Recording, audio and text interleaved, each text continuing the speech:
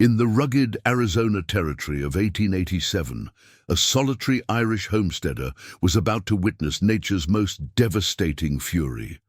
What started as securing her cabin against a thunderstorm took a shocking turn when she came face to face with a catastrophic flash flood roaring through Devil's Canyon. Sarah McKenna wasn't your typical frontier woman.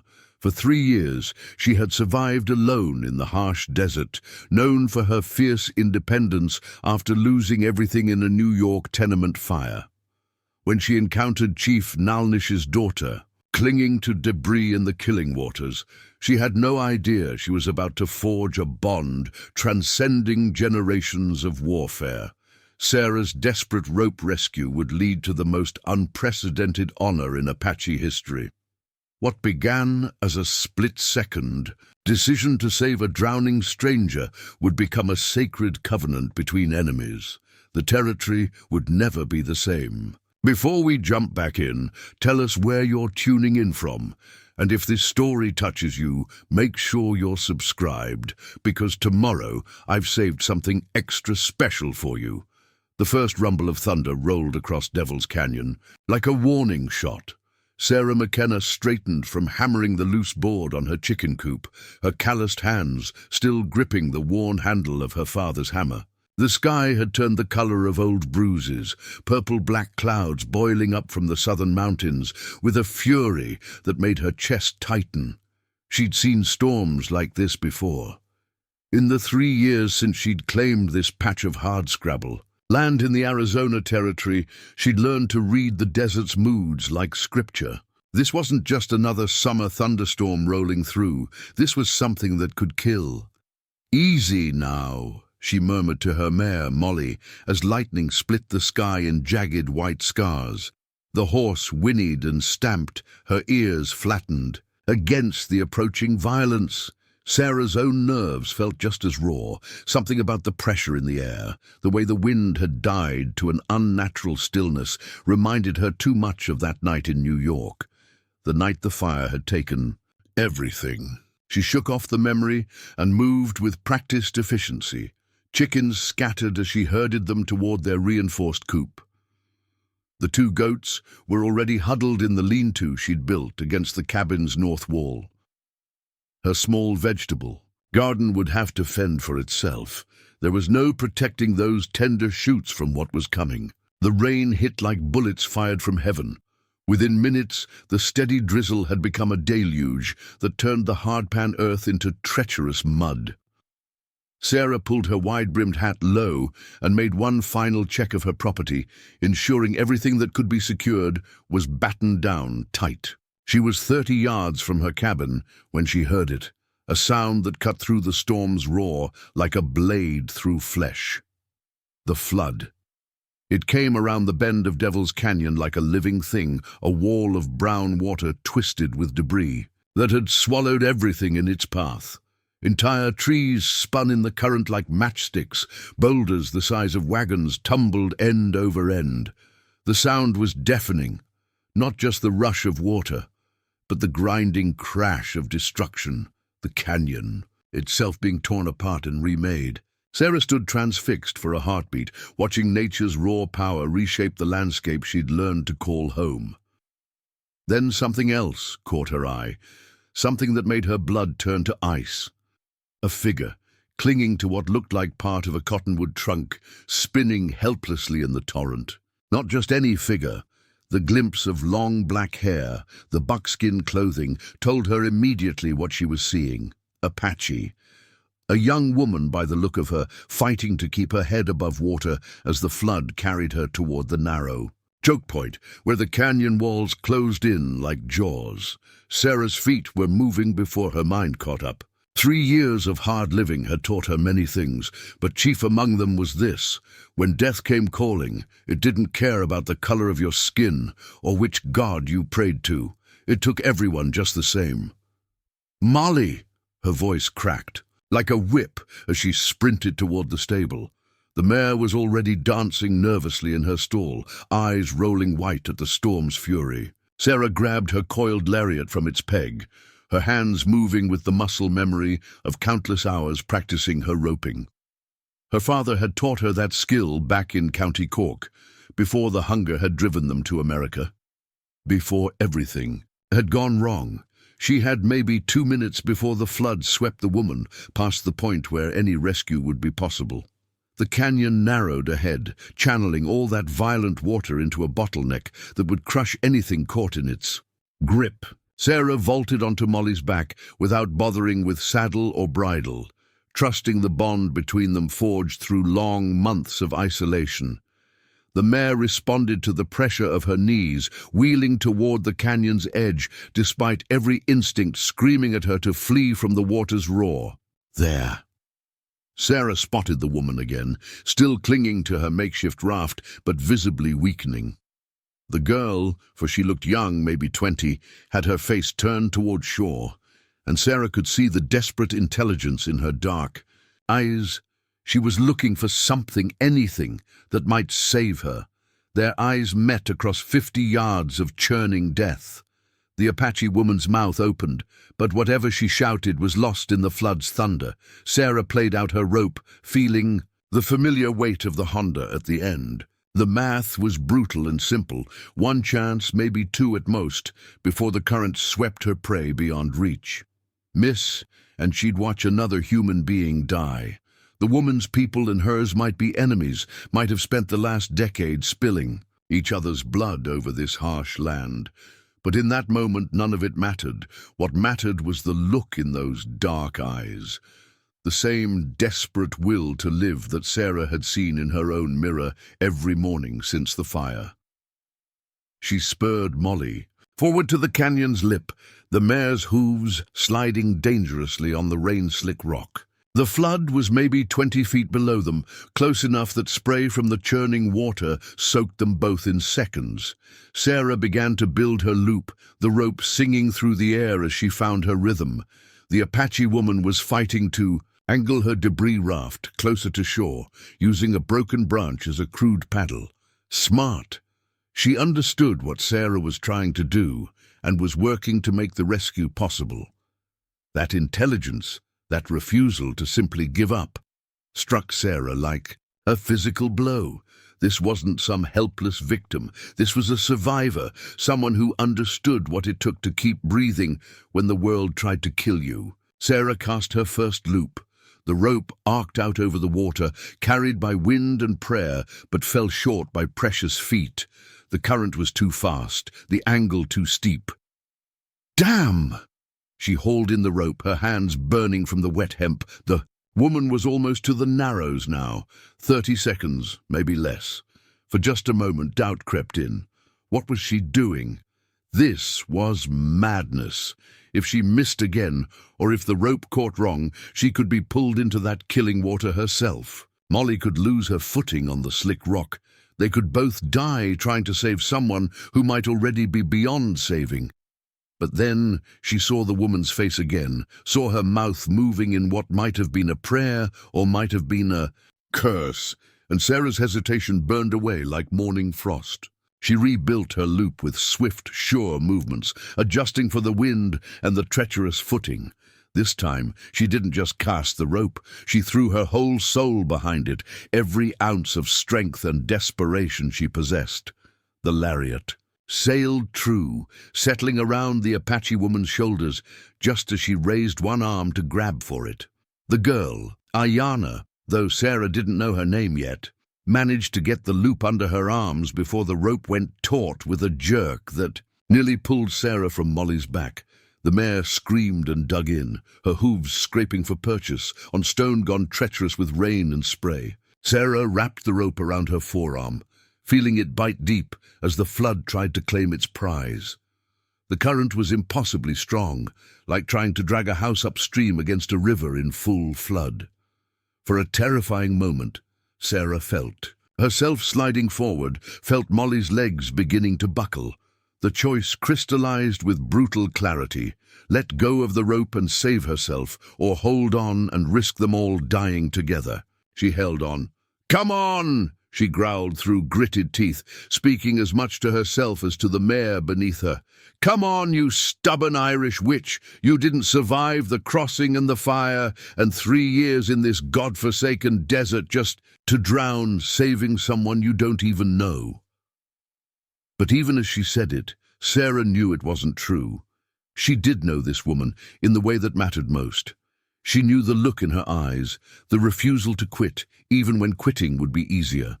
She knew because she'd worn that same expression herself, standing in the ashes of everything she'd ever loved, choosing to keep breathing simply because stopping would be surrender. The rope cut deeper. Sarah's arm went numb, then began to scream, with pain. But inch by inch, the water's grip loosened. The Apache woman helped, kicking hard against the current, using her free arm to stroke toward shore, with movements that spoke of a lifetime spent in and around water. Sarah gave one final heave that sent fire racing up her shoulder and down her spine. Molly took a trembling step backward, then another. The rope went slack. The Apache woman lay gasping in the shallows at the canyon's edge, her long black hair plastered to her head, her buckskin dress torn and bloodied from her ordeal. She wasn't moving much, but her chest rose and fell with the desperate rhythm of someone who just cheated death.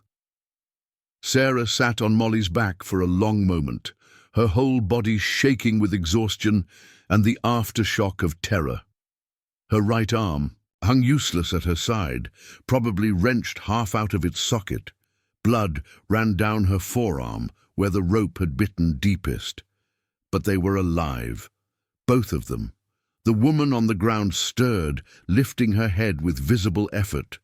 When she looked up at Sarah, her dark eyes were lucid and aware. She said something in Apache, words that Sarah didn't understand, but whose meaning was clear enough. "Thank you." Sarah nodded once, then slid down from Molly's back on legs that barely held her weight.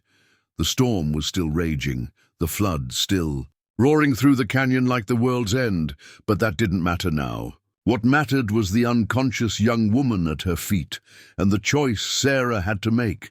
She could leave her here. The woman was alive, had survived the flood. Her people would find her eventually, when the storm passed and the search parties came out. Sarah could walk away clean, having done her good deed for the day, without getting further involved in something that could bring her nothing but trouble. Or she could do what her conscience demanded. Take this stranger into her home, tend her wounds, and risk everything she'd built in this harsh country for someone whose people might well consider her an enemy. Sarah looked down at the Apache woman's pale, still face, and made her choice. Sarah's choice crystallized into action before doubt could take root. She knelt beside the unconscious woman, her own injured arm protesting as she worked her good hand under the stranger's shoulders. The Apache girl was lighter than expected, but dead weight, her body limp and unresponsive as Sarah struggled to lift her. "Come on now," Sarah muttered, speaking to herself as much as to her burden. "You've carried feed sacks heavier than this."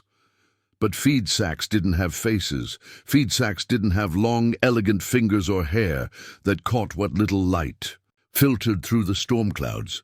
This was a person, young, probably not much past 20, with high cheekbones and skin that spoke of a life lived under the desert sun.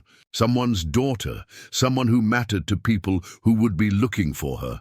The thought sent a chill through Sarah that had nothing to do with the rain still pelting down around them. What was she doing, harboring an Apache in her cabin? Was the kind of decision that could get a settler killed or worse. The territorial authorities barely maintained order as it was. If word got out that she'd taken in one of them, that she'd chosen to help rather than let nature take its course. Sarah pushed the thoughts away. She'd made harder choices before, back when the world had burned around her and every decision meant the difference between living and dying. This was just another test, another moment when she could choose to be the person she wanted to be rather than the person circumstances tried to force her to become. She half-carried, half-dragged the Apache woman toward her cabin, Molly following behind like a faithful dog. Each step was agony. Her wrenched shoulder screamed with every movement, and the rain had turned the ground into treacherous mud that threatened to send them both sprawling. But Sarah had learned long ago that pain was just another thing to endure, like hunger or cold, or the crushing weight of being alone. The cabin's single room felt warm and dry after the storm's fury, though Sarah knew that was mostly illusion. The space was cramped, barely large enough for her bed, a small table, 2 chairs, and the stone fireplace that served for both cooking and warmth. It had taken her the better part of 2 years to build it properly, learning carpentry and masonry, through trial and bitter error. Now it would have to serve as a sick room for someone who might wake up thinking Sarah was her enemy. Sarah managed to get the woman onto her bed, the rope-framed contraption creaking under the sudden weight. Up close, in the dim light from her single window, she could see the extent of the injuries. A nasty gash on the girl's forehead had bled, freely before clotting, and her left arm was bent at an angle that suggested it might be broken. Worse were the signs Sarah couldn't see, the way the woman's breathing came shallow and fast, the greyish pallor beneath her natural skin tone that spoke of shock and exposure.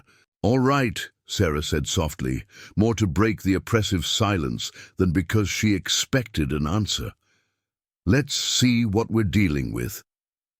She'd learned basic doctoring from necessity over the past 3 years. When you lived alone, 30 miles from the nearest settlement, you either learned to tend your own wounds or you died from them. Sarah had a small collection of supplies, bandages torn from old shirts, a bottle of whiskey for disinfecting cuts, some willow bark for fever, and a few other herbs she'd learned to recognize and harvest. The woman's buckskin dress was soaked through and torn in several places. Sarah hesitated, then began working it off with gentle movements, trying to preserve what modesty she could while checking for injuries. Beneath the outer garment, the girl wore a cotton shift that was also damp but in better condition. Sarah left that in place and focused on the visible wounds. The head injury looked worse than it was. Scalp wounds always bled dramatically. The arm, though, was definitely broken. Sarah had set her own bones twice in the past 3 years and knew the feel of a clean break. This one was complicated. The bone displaced enough that it would need to be reset properly, or the woman might never have full use of it again. Sarah gathered her supplies and set to work. First, she cleaned the head wound with whiskey-soaked cloth, working carefully around the matted hair. The unconscious woman flinched at the sting, but didn't wake. Next came the difficult part, setting. The broken arm. She'd need something to immobilize it, something straight and rigid. Sarah looked around her small cabin and settled on 2 thin boards she'd been saving for repairs. They would have to do. "I'm sorry," she whispered, as she took hold of the woman's wrist and upper arm. "This is going to hurt." The manipulation required to set the bone properly brought a gasp from the unconscious woman, her back arching as pain cut through whatever darkness held her. Sarah worked quickly, feeling for the proper alignment before binding the makeshift. Splints in place with strips of cloth. By the time she finished, sweat was running down her face despite the cabin's chill. The woman's eyes fluttered open. Sarah froze, suddenly aware of how vulnerable her position was. She knelt beside the bed, her hands still on the stranger's arm, close enough that the Apache girl could grab her throat before Sarah could react.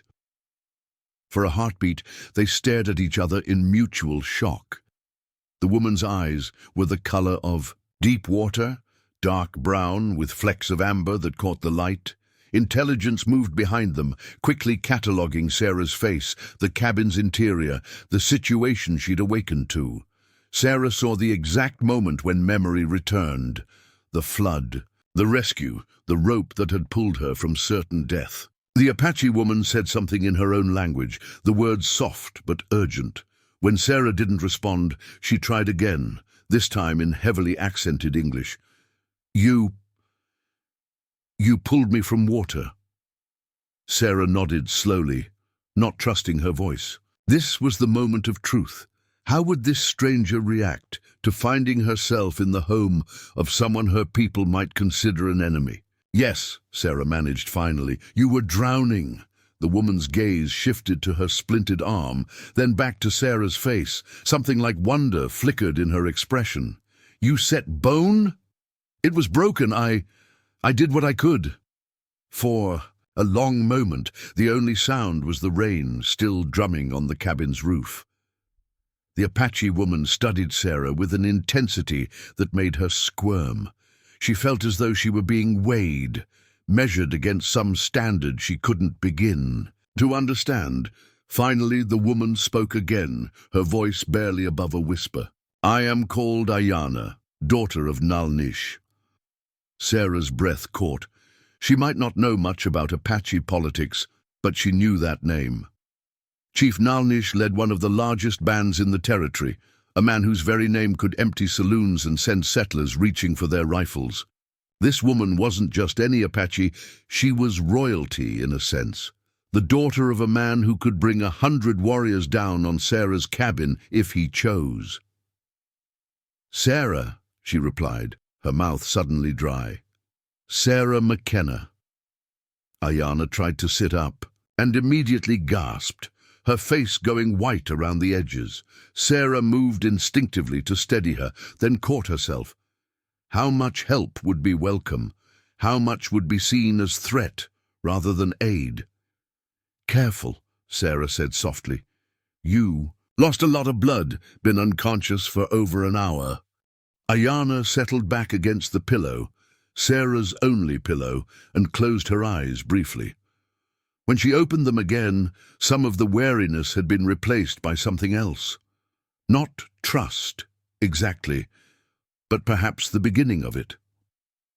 Why? Ayana asked simply. The question hung between them like smoke. Sarah knew what she was really asking. Why save an Apache? Why risk helping someone whose people and yours had been killing each other for as long as anyone could remember? Why choose compassion over the safety of hatred? Sarah was quiet for a long time, considering her answer. Outside, the storm was beginning to weaken, though rain still fell steadily against the windows. The cabin felt smaller with another person in it, more intimate and somehow more dangerous. This woman, Ayana, represented everything Sarah had. Tried to escape by coming west, complexity, moral choices that had no clean answers, the weight of other people's lives pressing against her carefully constructed solitude. But there was something else too, something in Ayana's dark eyes that reminded Sarah of her own reflection in the months after the fire, the look of someone who had stared death in the face and chosen to keep breathing simply because the alternative was surrender. "Because," Sarah said finally, "when I saw you in that water, I didn't see Apache or white or enemy. I just saw someone who was drowning." Ayana studied her for another long moment, then nodded slowly. "My father's warriors will come looking," she said, and there was no threat in her voice, just statement of fact. "I know. They will not understand why white woman helped me. Will you tell them?" Ayana's lips curved in what might have been the ghost of a smile.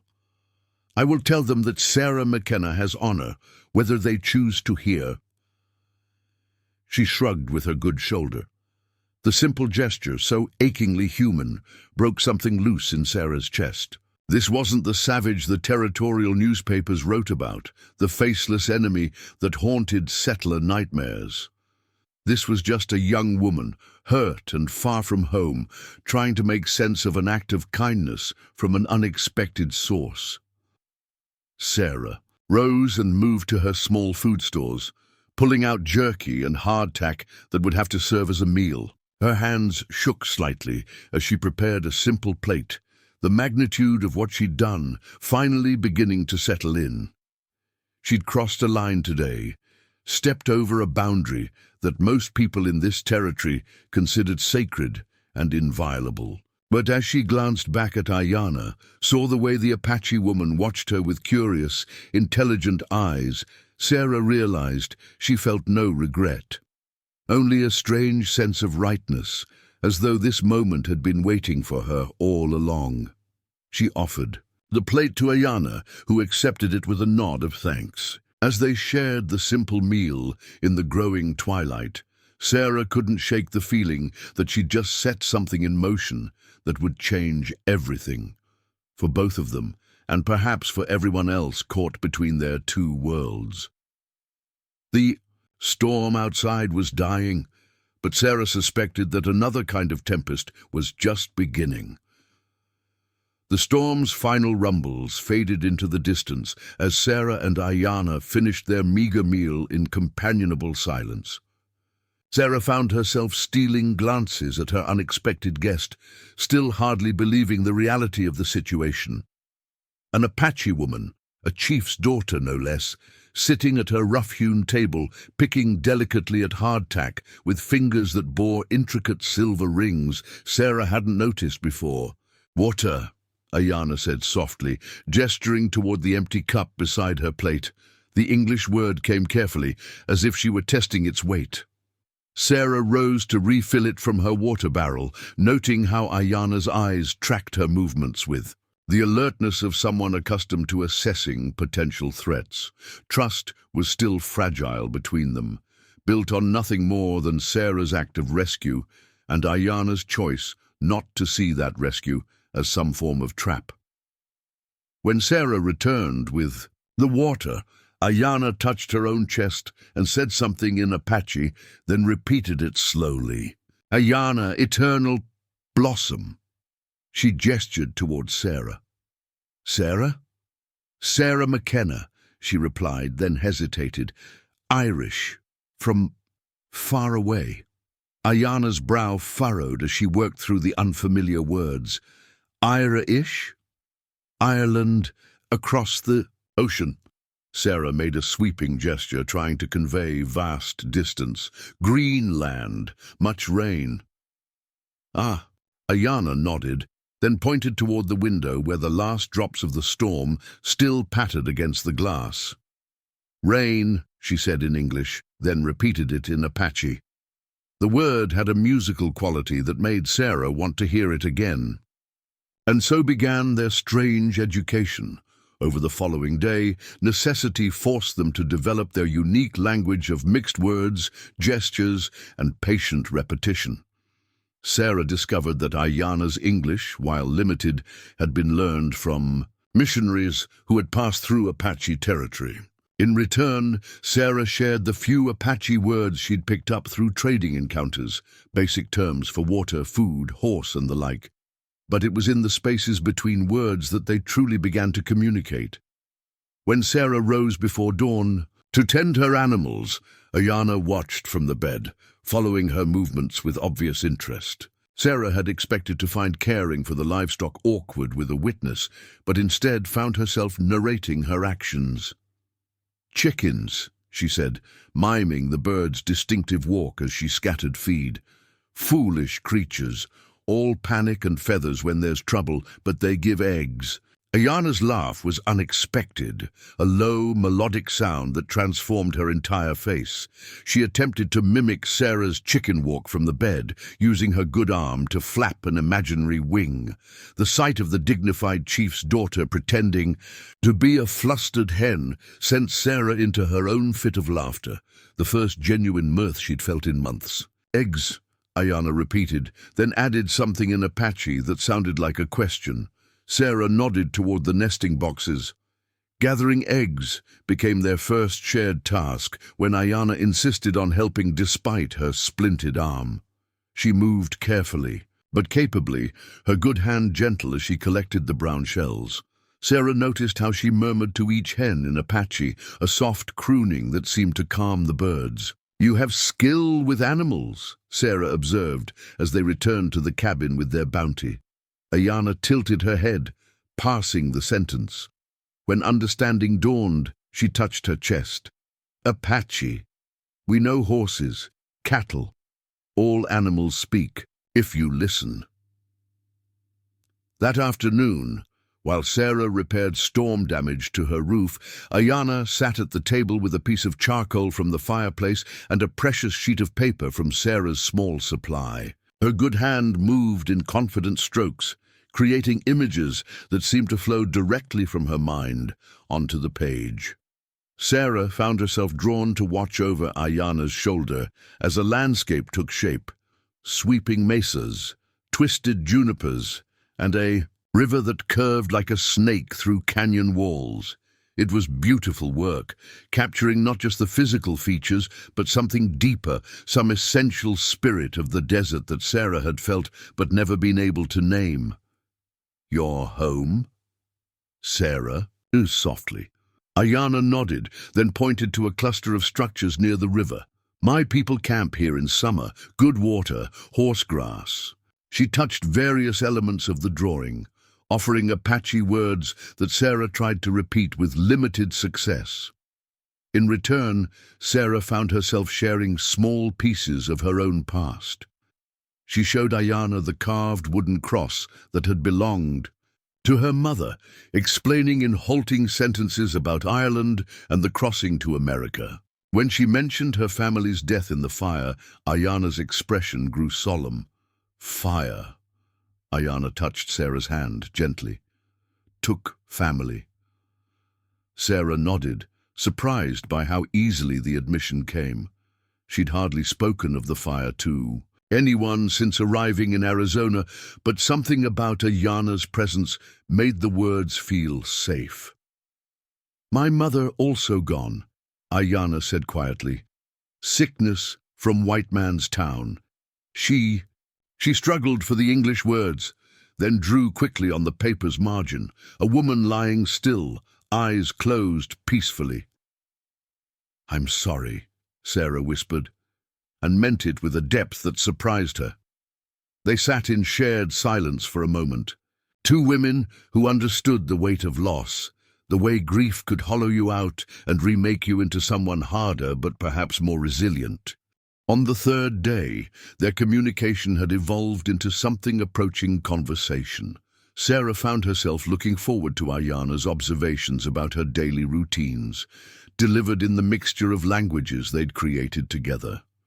When Ayana pointed out that Sarah's goats seemed lonely and suggested they might benefit from a young kid to liven their spirits, Sarah realized she was receiving genuinely useful advice. "You know farming?" Sarah asked as they worked together to prepare what would be their most elaborate meal yet. Eggs scrambled with wild onions Ayana had identified growing near the cabin. "Apache women learn many things," Ayana replied, stirring the eggs with her good hand while Sarah managed the pan. "Plant corn, beans, squash. Find food in desert where others see only rocks." She paused, seeming to weigh her words. "White people think Apache only warriors, but we are farmers too, mothers, teachers." The observation hung between them, carrying implications that Sarah was only beginning to understand. How much of what she'd believed about Apache people was simply wrong? How many assumptions had she carried west with her, as much baggage as the few possessions in her wagon? "What do Apache think of people like me?" Sarah asked carefully. Ayana considered this while dividing the eggs between their plates. "Some say white people are like locusts, come in great numbers, eat everything, leave nothing for others."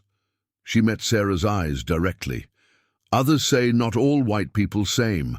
Some can learn, some have honor. Which do you think?" A smile played at the corners of Ayana's mouth. "I think woman who pulls stranger from floodwaters, sets broken bones, shares food with enemy. Such woman has honor, but she is first white person I know who chose kindness over fear."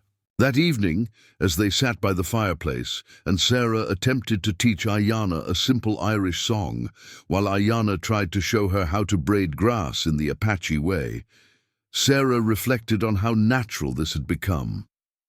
3 days ago, she would have crossed the street to avoid an Apache in town. Now she was sharing her most precious memories with one, learning her language, seeing the world through her eyes. The transformation felt dangerous and wonderful in equal measure. "Sarah," Ayana said as they prepared for sleep, Sarah arranging blankets on the floor while insisting Ayana keep the bed. "When my people come." "They will come," Sarah agreed. "Soon, I think. They will be angry, afraid. They will not understand why you helped me." Sarah settled onto her makeshift bed, considering this. "Will you tell them the truth?" "Yes, but truth and understanding not same thing." Ayana was quiet for a moment.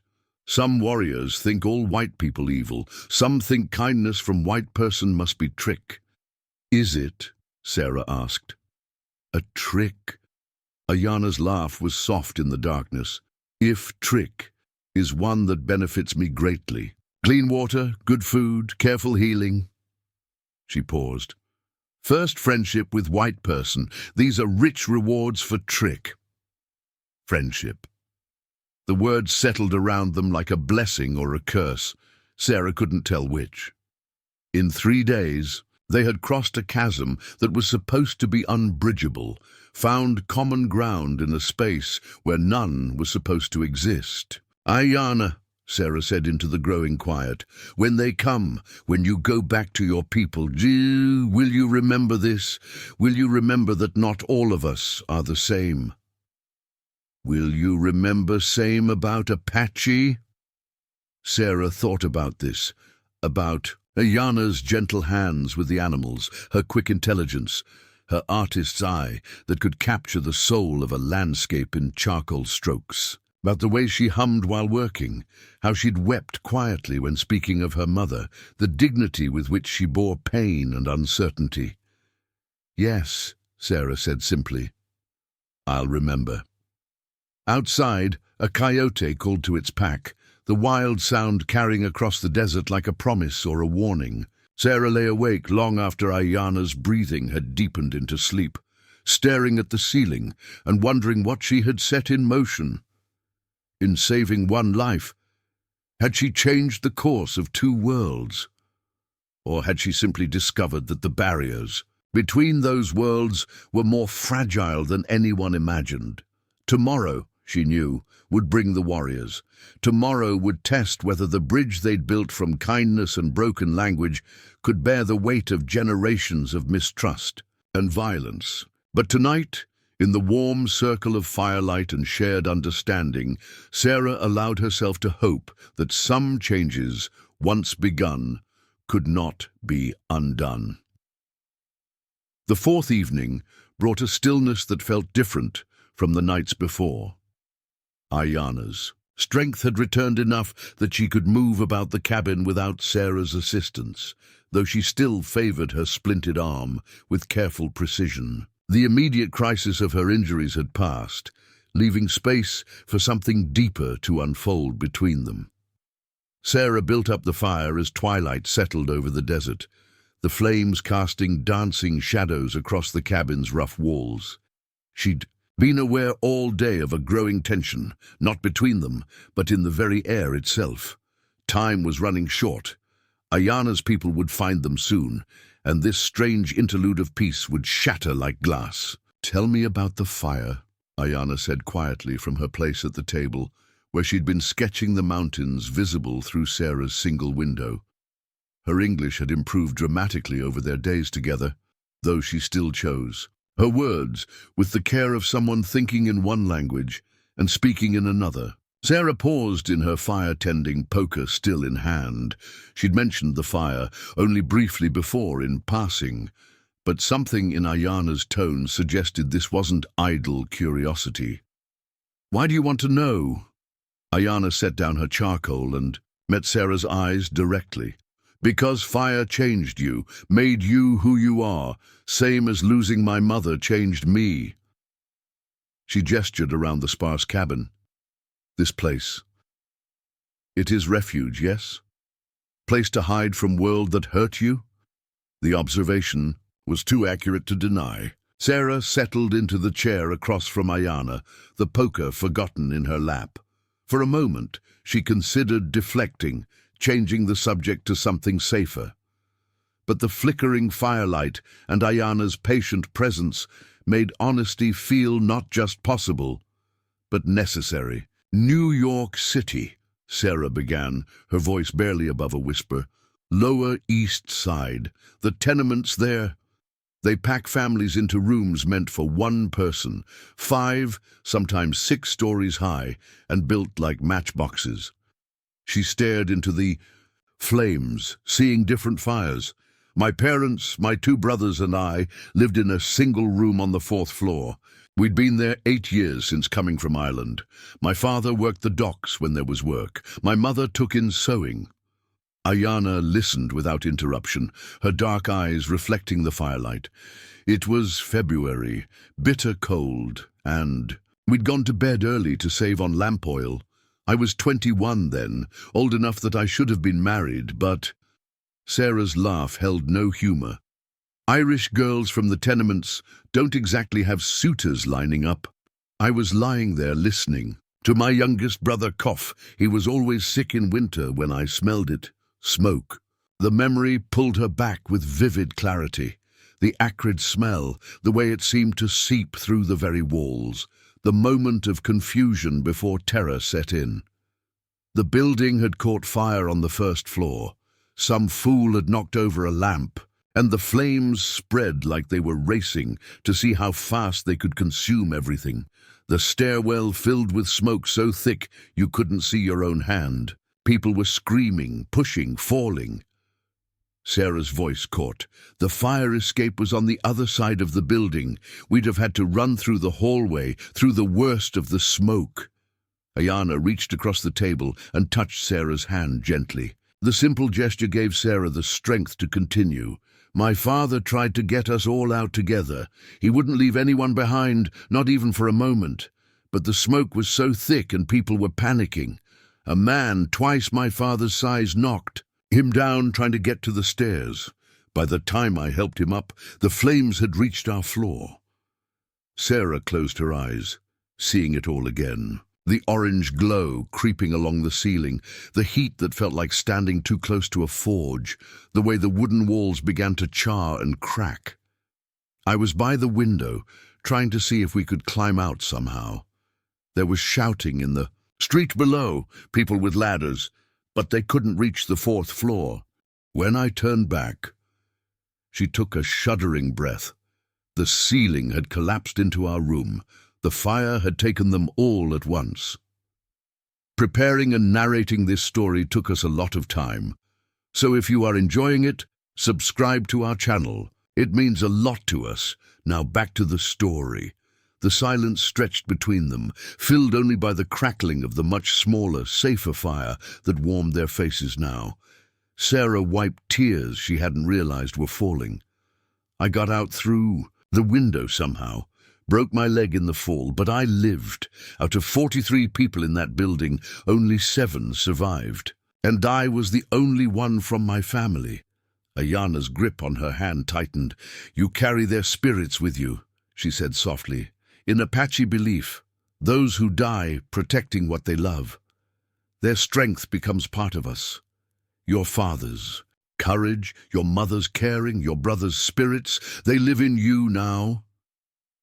Sarah had never thought of it that way. In the years since the fire, she'd focused only on the guilt, the weight of being the one who survived when better people had died. But Ayana's words offered a different perspective, one that honored rather than condemned her survival. "Is that why you came here?" Ayana asked. "To carry their spirits somewhere safe?" "I came here to be alone," Sarah said. "To stop watching people I care about die." She managed a weak smile. "Though I seem to be failing at that, don't I?" Ayana's answering smile was warm and understanding. "Sometimes spirits push us toward what we need, not what we want. Maybe you came here not to be alone, but to be ready for this moment, for what comes after." "What about you?" Sarah asked, needing to shift the focus away from her own raw wounds. "You carry weight too." I can see it in the way you watch the horizon, like you're expecting bad news."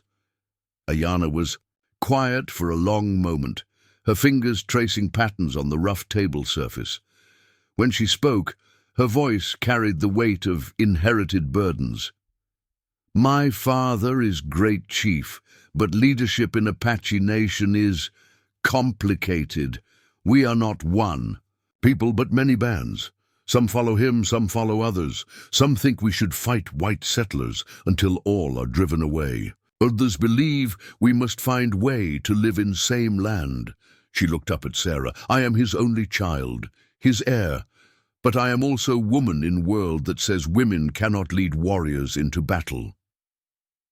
The complexity of her position began to dawn on Sarah. Ayana wasn't just a chief's daughter. She was caught between worlds in her own way, expected to be both traditional Apache woman and potential leader in a changing world. "My mother was wise woman, trained in old ways of healing and prophecy. She taught me these things before sickness took her. But my father also made sure I learned to ride, to fight, to think like warrior. He says." Ayana paused, seeming to weigh her words. "He says the old ways of leading may not be enough for the world that is coming. That Apache people may need leaders who can walk in both worlds. Like you're doing now," Sarah observed, "learning about my world while staying true to your own.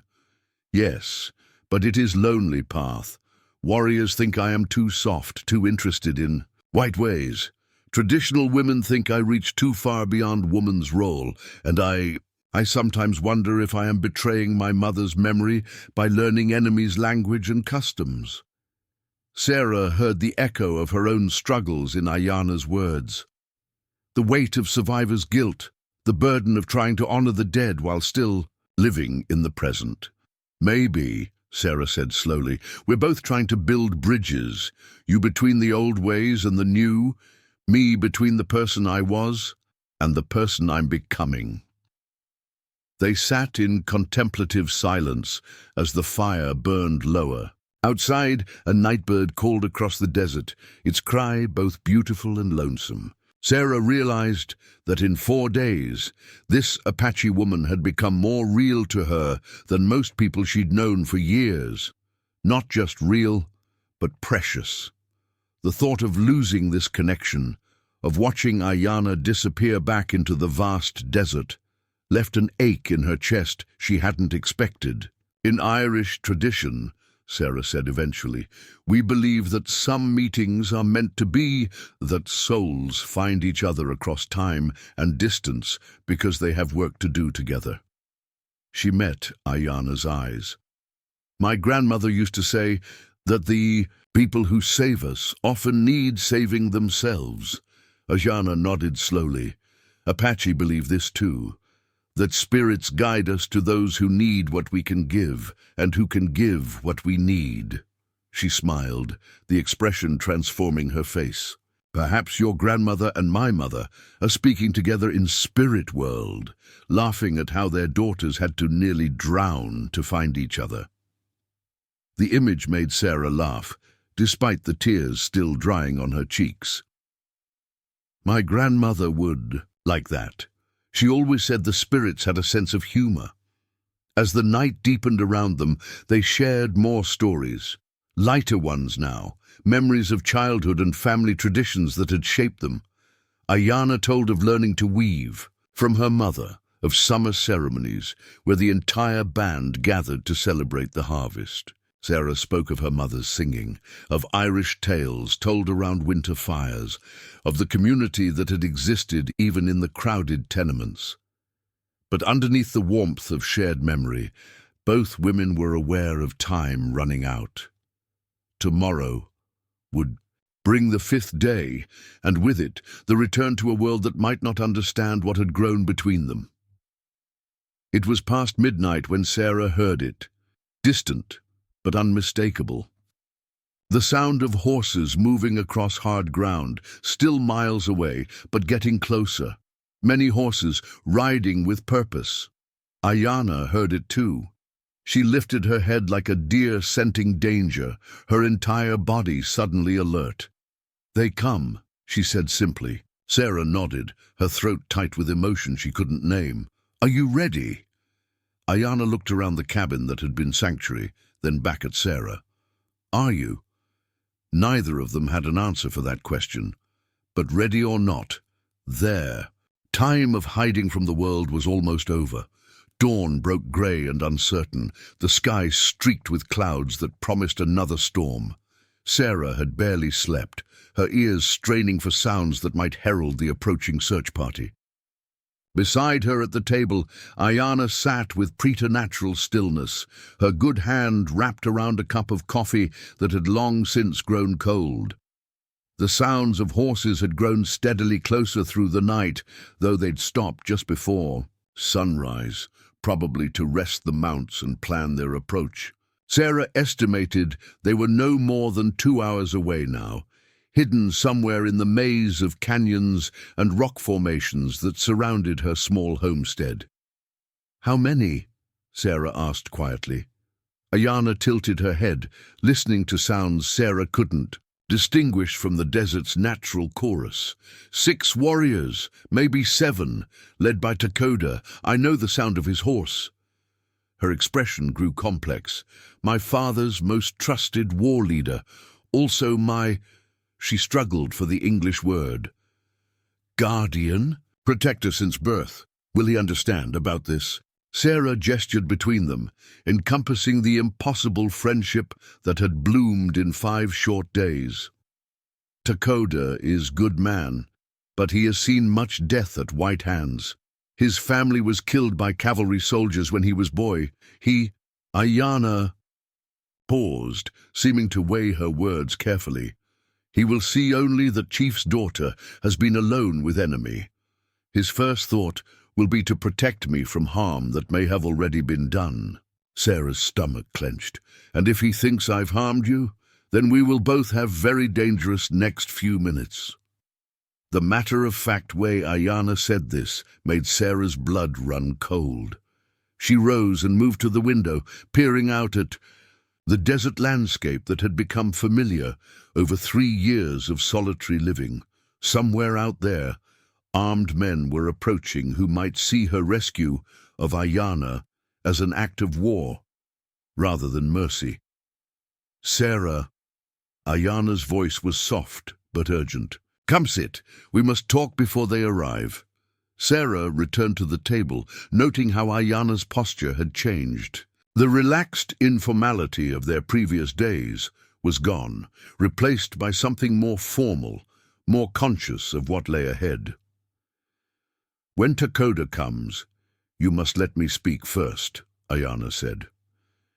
"In Apache custom, I must tell story of what happened before others may ask questions. This gives me chance to, how do you say, set proper understanding. What will you tell them? Truth. That you pulled me from flood at risk of your own life. That you tended my wounds with skill and kindness. That you shared food and shelter and asked nothing in return." Ayana met Sarah's eyes. "But I will also tell them something else. That in 5 days together I have learned that not all white people are same, that some have honor equal to any Apache warrior." The weight of what Ayana was offering settled on Sarah like a heavy cloak. To speak such words to Apache warriors would be risky for Ayana herself. It would mark her as someone willing to see beyond the traditional boundaries, potentially undermining her standing with her own people. "You don't have to," Sarah began. "Yes, I do." Ayana's voice carried quiet steel. "What happened here matters. Not just for us, but for what might come after. If there is to be any hope of peace between our peoples, it must start with individuals choosing to see past old hatreds." And Sarah felt the truth of that in her bones. What had grown between them was fragile and new, but it was also real. More real than the newspaper accounts of Apache savagery, more honest than the settler stories of inevitable conflict. "I have something. And for you," Ayana said, reaching into a small beaded pouch at her waist that Sarah hadn't noticed before. From it, she withdrew a smooth piece of turquoise, roughly the size of a silver dollar, with a hole drilled through its center. A leather cord had been threaded through the hole, making it into a simple necklace. "This belonged to my mother," Ayana said, holding the stone so it caught the morning light. "She wore it during ceremonies for protection and wisdom. Among Apache, such stones carry power of earth spirits, help wearer find right path in difficult times." Sarah stared at the offered gift, understanding its significance. This wasn't just a token of friendship, it was a family heirloom, something precious and irreplaceable. "I can't take this," Sarah whispered. "It's too valuable, too important to your family." "My mother would want it worn by someone who saved her daughter's life," Ayana replied firmly, and she hesitated, then continued with obvious effort. "In Apache tradition, when someone saves another's life, that person becomes family, not by blood, but by choice and deed. This stone will mark you as such. Tell any Apache who sees it that you are under protection of Naalnish's clan." The implications were staggering. Sarah wasn't just being offered a piece of jewelry, she was being adopted into an Apache family, given a status that would protect her from other bands and warriors who might otherwise see her as an enemy. "But the risk to you," Sarah started, "is mine to take."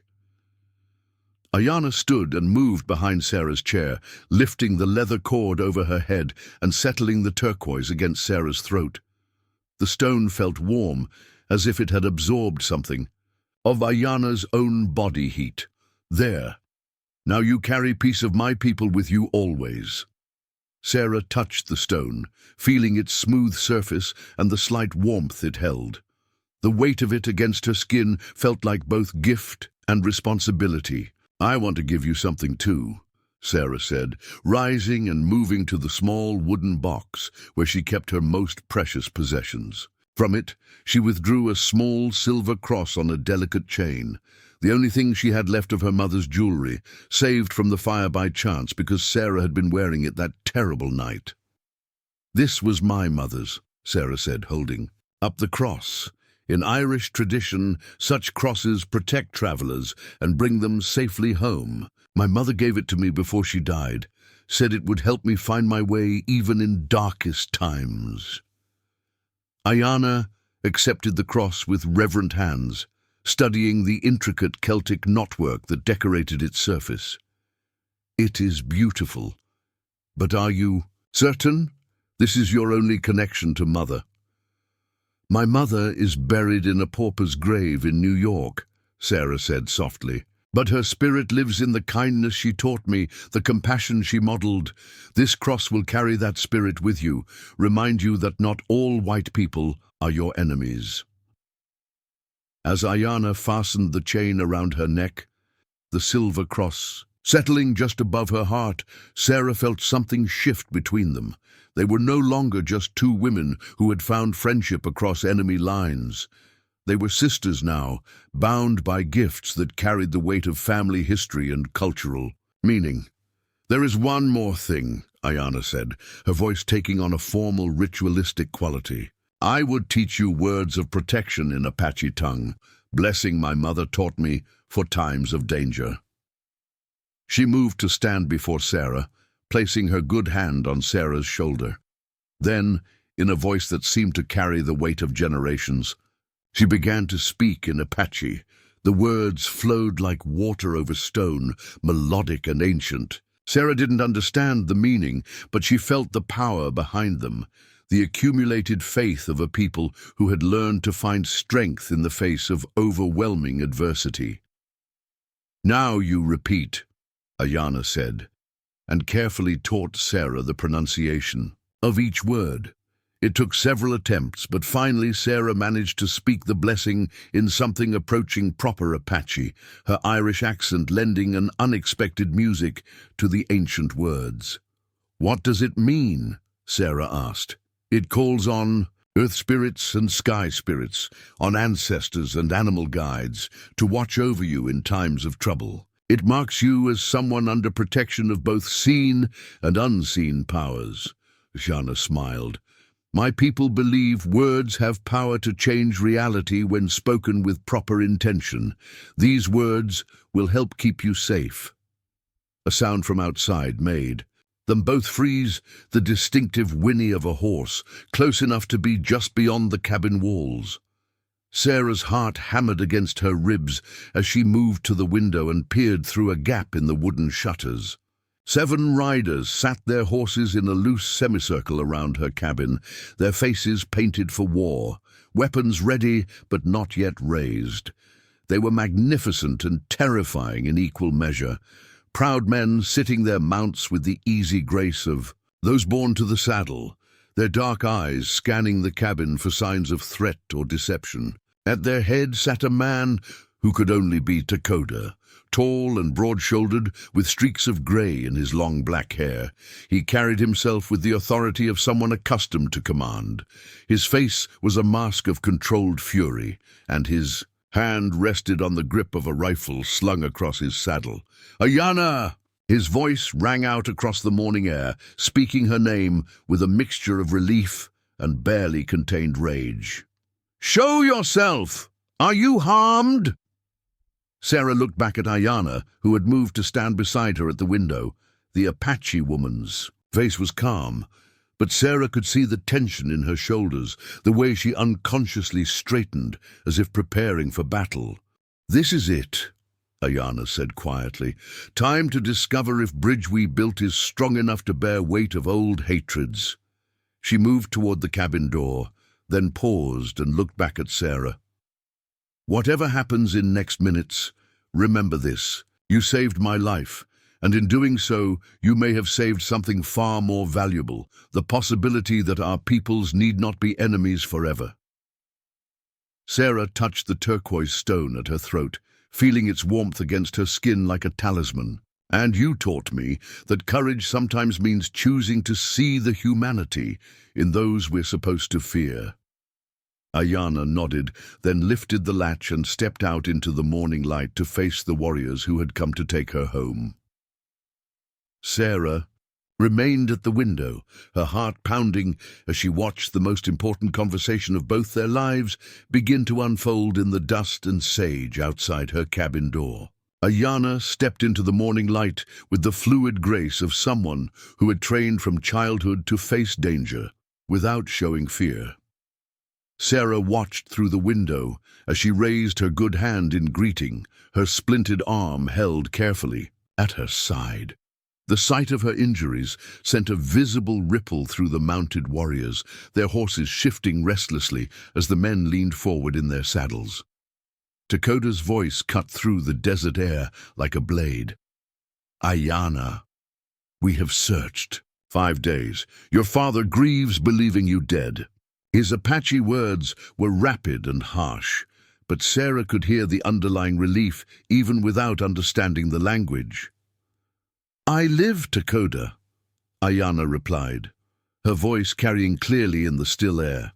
"And I am unharmed." "Unharmed?"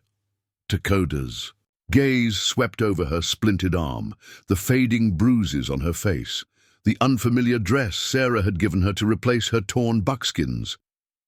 "You wear white woman's clothing. You emerge from white woman's house. How do you call this unharmed?" Sarah's blood chilled at the accusation in his tone. Through the window, she could see the other warriors shifting, hands moving closer to weapons. These were men who had seen too much death, too much betrayal to trust appearances. But Ayana stood straighter, and when she spoke again, her voice carried the unmistakable authority of her father's daughter. "You will hear my words, Takoda. All of you will hear." She gestured to the warriors surrounding her. "I am daughter of Naalnish, granddaughter of Running Wolf. I speak truth before spirits of my ancestors. This woman," she pointed toward the cabin where Sarah remained hidden, "this woman saved my life." One of the younger warriors, his face streaked with war paint, urged his horse forward. White women do not save Apache lives. They take them. You were not there, Chaska, Ayana said sharply. You did not see the great water that came down Devil's Canyon like angry spirit. You did not feel death's cold hands pulling you beneath. The flood. Sarah pressed closer to the window, straining to follow the rapid Apache conversation. She caught words here and there, water, death, flood. But it was Ayana's gestures and tone that told the real story. The Apache woman was painting a picture with her words, making the warriors see what had happened in the canyon 5 days ago. The white woman, Sarah McKenna, she saw me drowning in the floodwaters, Ayana continued, switching to English so Sarah could understand. She could have watched me die. My death would have been one less Apache to trouble her people, but instead she risked her own life to pull me from the water. Takoda's scarred face remained impassive, but Sarah saw his knuckles whiten on his rifle grip. "Words," he said in English, his accent thick but his meaning clear. "White people speak many words. Actions tell truth." "Then see actions," Ayana replied.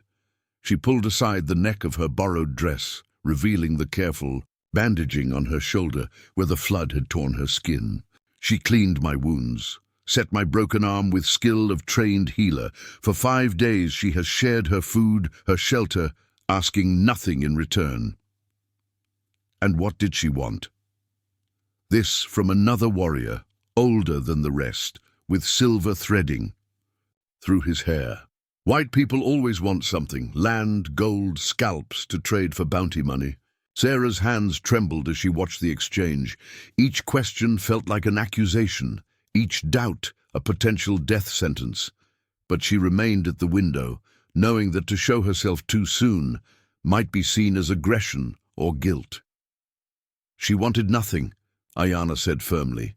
When I asked why she saved me, she said she saw not Apache or white, but only someone who was drowning. She acted from spirit of compassion, not from hope of reward.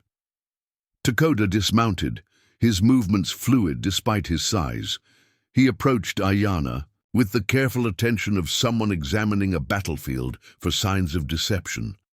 Sarah could see him noting every detail, her posture, her injuries, the way she spoke of her captor. "She could have harmed you," he said quietly, speaking Apache again.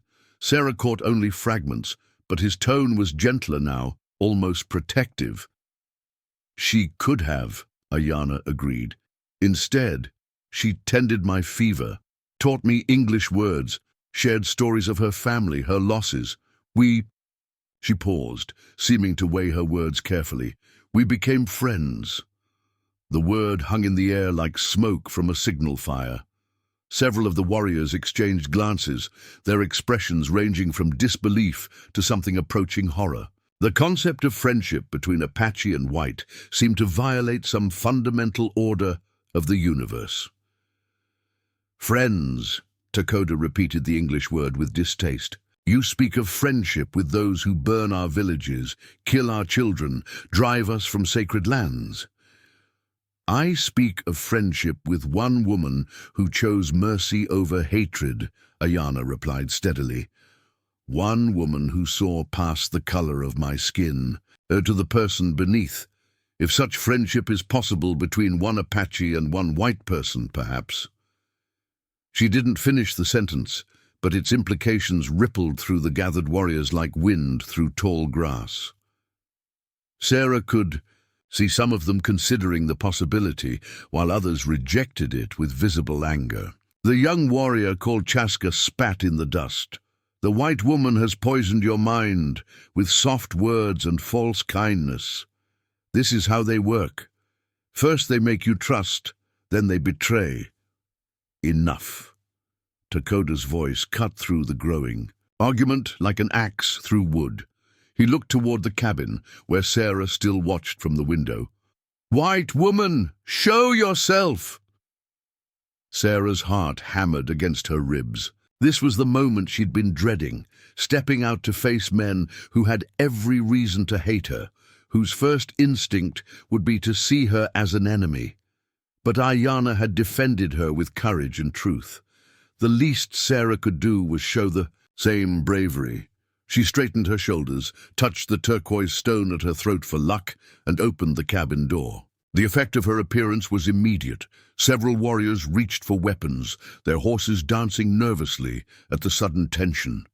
But Sarah forced herself to walk forward slowly, her hands visible and empty, until she stood beside Ayana in the circle of mounted men. Up close, the warriors were even more intimidating. These were hard men who had survived countless battles, whose scars told stories of violence and loss. Their eyes held the wariness of predators assessing potential threats. Sarah felt like a rabbit surrounded by wolves. But she also saw something else in their faces, curiosity. She was not what they had expected. No doubt they had imagined her as either cowering victim or scheming manipulator. Instead, they found a woman who stood straight despite her obvious fear, who met their stares without flinching. Takoda studied her with the intensity of a tracker reading sign. Sarah realized he was looking for evidence of guilt or deception. Signs that she had harmed Ayana or planned some elaborate trap. When his gaze fell on the turquoise pendant at her throat, his eyes widened slightly. "Where did you get that stone?" he demanded in English.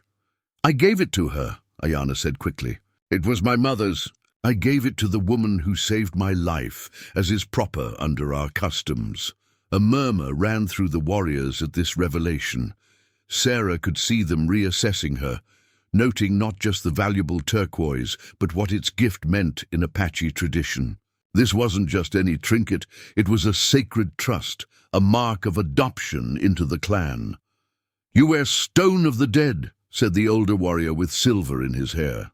"Do you know what this means among our people?" Sarah found her voice, though it came out rough with nerves. "Ayana told me it marks me as family, under the protection of Chief Naalnish's clan. And do you accept this burden?" Takoda asked, stepping closer. "Do you understand that wearing such stone makes you answerable to Apache law, subject to Apache justice?" The question was clearly a test. Sarah could feel all their eyes on her, waiting to see if she would try to back away from the responsibility that came with Ayana's gift. But she thought of the past 5 days, of the friendship that had grown between two women from warring peoples, of the bridge they had built from kindness and shared stories. "I accept it," she said clearly. "I am honored to be called sister by Ayana, daughter of Naalnish." Another murmur from the warriors, this one carrying a different tone. Respect, perhaps, or at least acknowledgement of courage. Sarah had not just accepted the pendant's protection, she had also accepted its obligations, making herself subject to judgment by people who had no reason to trust her. Takoda walked a slow circle around both women, his gaze never leaving Sarah's face. She forced herself to remain still under his scrutiny, though every instinct screamed at her to run. This man radiated danger like heat from a forge, and she could see in his eyes the ghosts of past violence, the accumulated pain of watching his people die at white hands. "You set her broken bone," he said finally. "You have skill of healer?" "Some," Sarah replied. "I learned by necessity. Living alone, you either learn to tend your own wounds or you die from them." "Show me."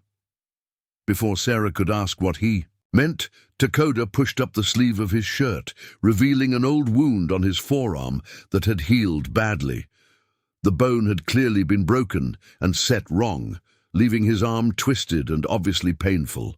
"Cavalry saber," he said simply. 10 winters passed. Medicine man was dead, killed in same fight. Bone healed crooked, causes pain when storms come. Sarah looked at the malformed arm, then back at his face. This was another test, she realized. He wanted to see if her healing skills were real, if her care for Ayana had been genuine or simply lucky. "I could re-break it," she said carefully. "Set it properly this time. But the healing would be long and painful, and there would be risk of infection. At your age, She stopped, realizing how that sounded. But Dakota's mouth curved in what might have been a smile.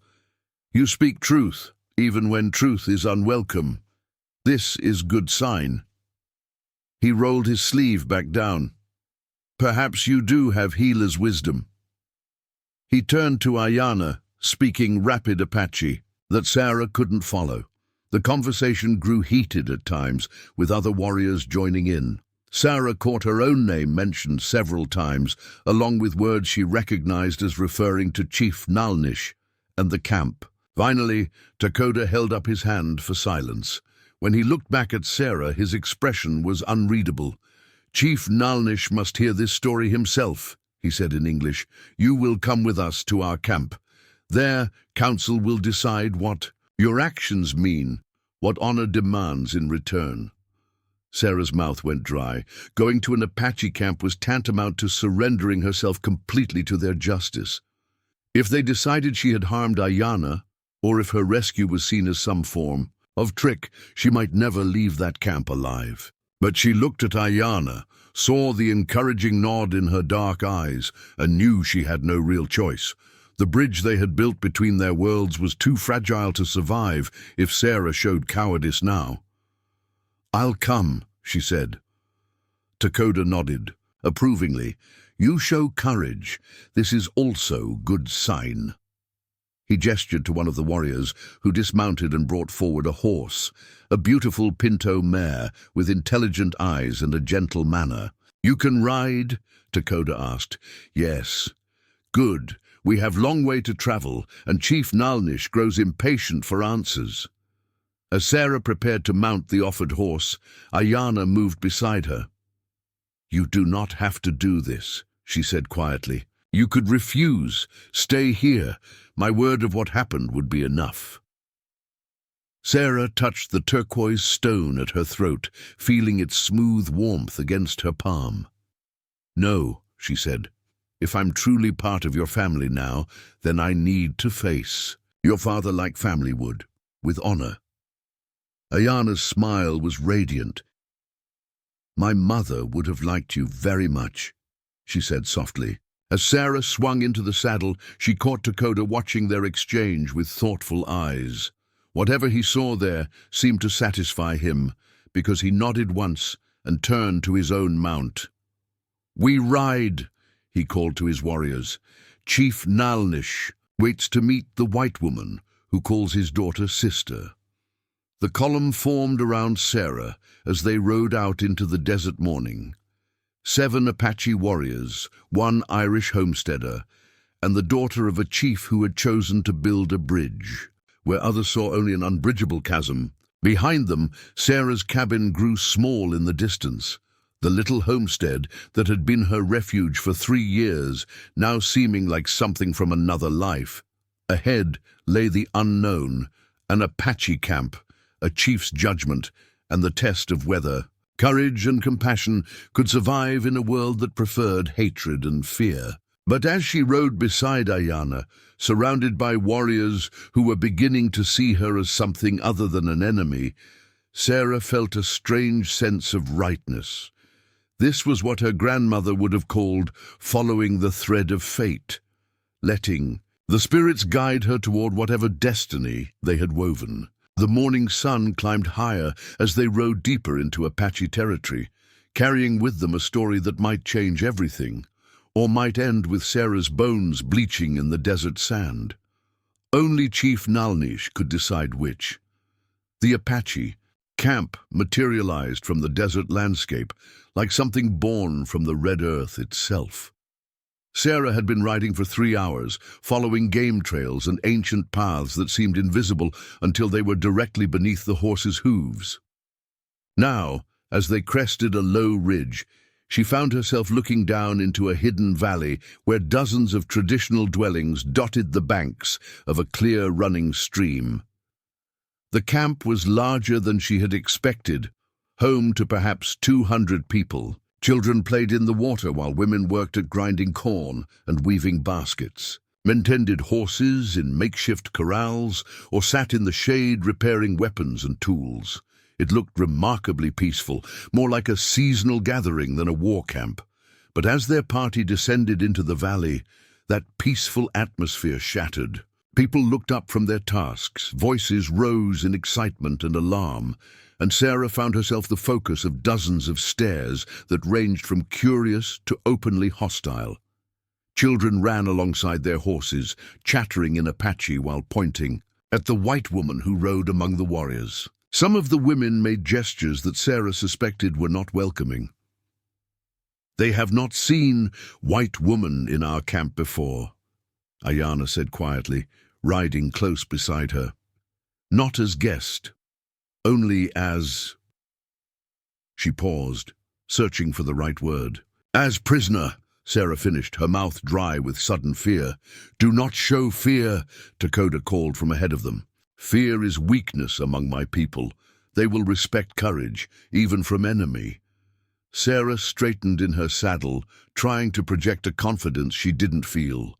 The turquoise pendant at her throat felt heavier with each step deeper into the camp, its significance becoming more real as she saw how people reacted to it.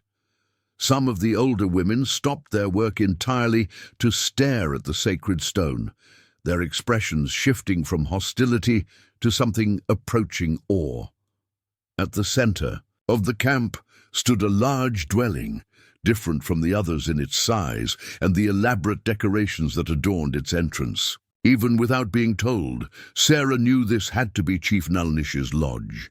Armed warriors flanked its entrance, their faces painted for ceremony rather than war, but their weapons were still very real. "My father waits," Ayana said, and Sarah heard the tension in her voice. For all her courage and conviction, she was about to ask her people to accept something unprecedented. The daughter of a great chief was claiming sisterhood with a white woman, bringing her into the heart of Apache territory under protection of the most sacred laws. They dismounted near the lodge, and Sarah found herself surrounded by a growing crowd of curious onlookers. She could feel their eyes cataloguing every detail. Her simple dress, her calloused hands, the way she moved with the unconscious confidence of someone used to hard work. Most importantly, they stared at the turquoise pendant, its blue-green surface catching the afternoon light like captured sky. "Sarah McKenna," Dakota said formally, switching to English so she could understand. "You will speak when spoken to. You will answer questions with truth. You will show respect to Chief Naalnish, leader of this band, keeper of our laws." He paused, his scarred face grave. "Do you understand that your life rests in his hands?" Sarah nodded, not trusting her voice. Everything she had worked for, everything she had built in 3 years of solitary struggle, had led to this moment.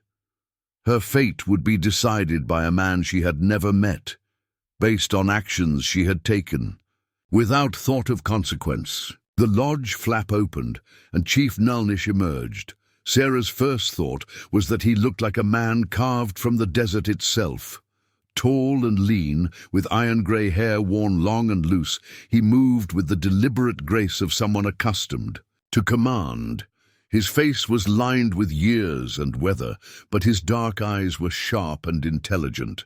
He wore simple clothing, buckskin pants and shirt decorated with minimal beadwork, but the eagle feather in his hair and the silver armband on his bicep marked his status unmistakably.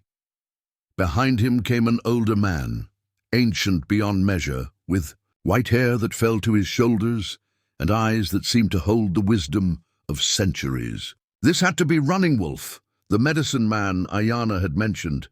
He moved slowly but with purpose, leaning on a carved walking stick that clicked against the hard ground with each step. "Ayana!" Chief Naalnish's voice carried across the crowd like wind through canyon walls. He spoke her name with a mixture of relief and stern disapproval that only a father could manage. 5 days we have searched. 5 days I have grieved, believing my daughter lost to the floodwaters. Ayana stepped forward and, to Sarah's surprise, dropped to one knee before her father. "I have brought shame by causing such worry," she said in Apache, then repeated it in English. but I have also brought opportunity for understanding. Rise, daughter, Naalnish said, though his tone remained formal. You will tell the council what has happened. All of it. Leave nothing out. Only then did Sarah notice that other men had gathered around them, a dozen elders and war leaders who formed the tribal council. They arranged themselves in a semicircle, with Chief Naalnish and Running Wolf at the center. Sarah found herself standing alone before them, feeling like a rabbit surrounded by wolves. But as Ayana began to speak, telling the story of the flood and rescue in both Apache and English so all could understand, Sarah realized this wasn't the trial she had expected. The faces around her weren't filled with the bloodlust she had feared. Instead, she saw curiosity, skepticism, and something that might have been cautious hope. The white woman risked her own life to save mine, Ayana continued, her voice carrying. Clearly in the afternoon air, she could have watched me drown. My death would have been one less Apache to trouble her people. Instead, she threw her rope into the flood and pulled me to safety. Why? This from one of the council members, a middle-aged man with a warrior's scars crisscrossing his arms. Why would white woman save Apache? I asked her this same question, Ayana replied. She said she saw not Apache or white, but only someone who was drowning, someone who needed help. A murmur ran through the gathered crowd. Sarah could see some nodding approvingly, while others maintained expressions of deep skepticism. The concept of help, given without expectation of reward, seemed foreign to their experience with white people. Running Wolf stepped forward, his ancient eyes studying Sarah with an intensity that made her feel transparent. When he spoke, his voice was thin, but carried the authority of vast experience. I have dreamed of this, he said, his English surprisingly good. For many moons, the spirits have shown me visions of bridge between our peoples. Not bridge of wood or stone, but bridge of understanding built by individuals who choose compassion over hatred. Chief Naalnish looked at his medicine man with raised eyebrows. You dreamed of this white woman? I dreamed of a choice, Running Wolf replied. A moment when someone would have to decide between old hatred and new possibility. I saw a woman with hair like sunset, wearing turquoise of our ancestors, standing between two worlds and belonging fully to neither. His gaze fixed on Sarah. This woman. The crowd stirred at this revelation. Dreams and visions carried enormous weight in Apache culture, and Running Wolf's reputation as a seer was legendary. If he claimed to have foreseen these events, it changed everything about how they would be interpreted. Tell me, Chief Naalnish said, addressing Sarah directly for the first time. What do you want from us? What reward do you seek for saving my daughter? Sarah had known this question would come, had rehearsed various answers during the long ride to the camp. But now, standing before this assembly of people who had every reason to distrust her, she found herself speaking from the heart rather than from calculation. I want nothing, she said simply. I saved your daughter because it was the right thing to do, because she was a human being in danger, and I couldn't stand by and watch her die. Nothing, the skeptical warrior from earlier scoffed. White, people always want something. Land, gold, safe passage for wagon trains. What is your real purpose here? My purpose was saving a life, Sarah replied, feeling heat rise in her cheeks. I didn't plan this. I didn't scheme to gain your trust or infiltrate your camp. I saw someone drowning and I acted. That's all. That's everything, Running Wolf said softly, his voice carrying despite its quiet tone. To act from pure compassion, without thought of reward or consequence, this is what separates humans from beasts.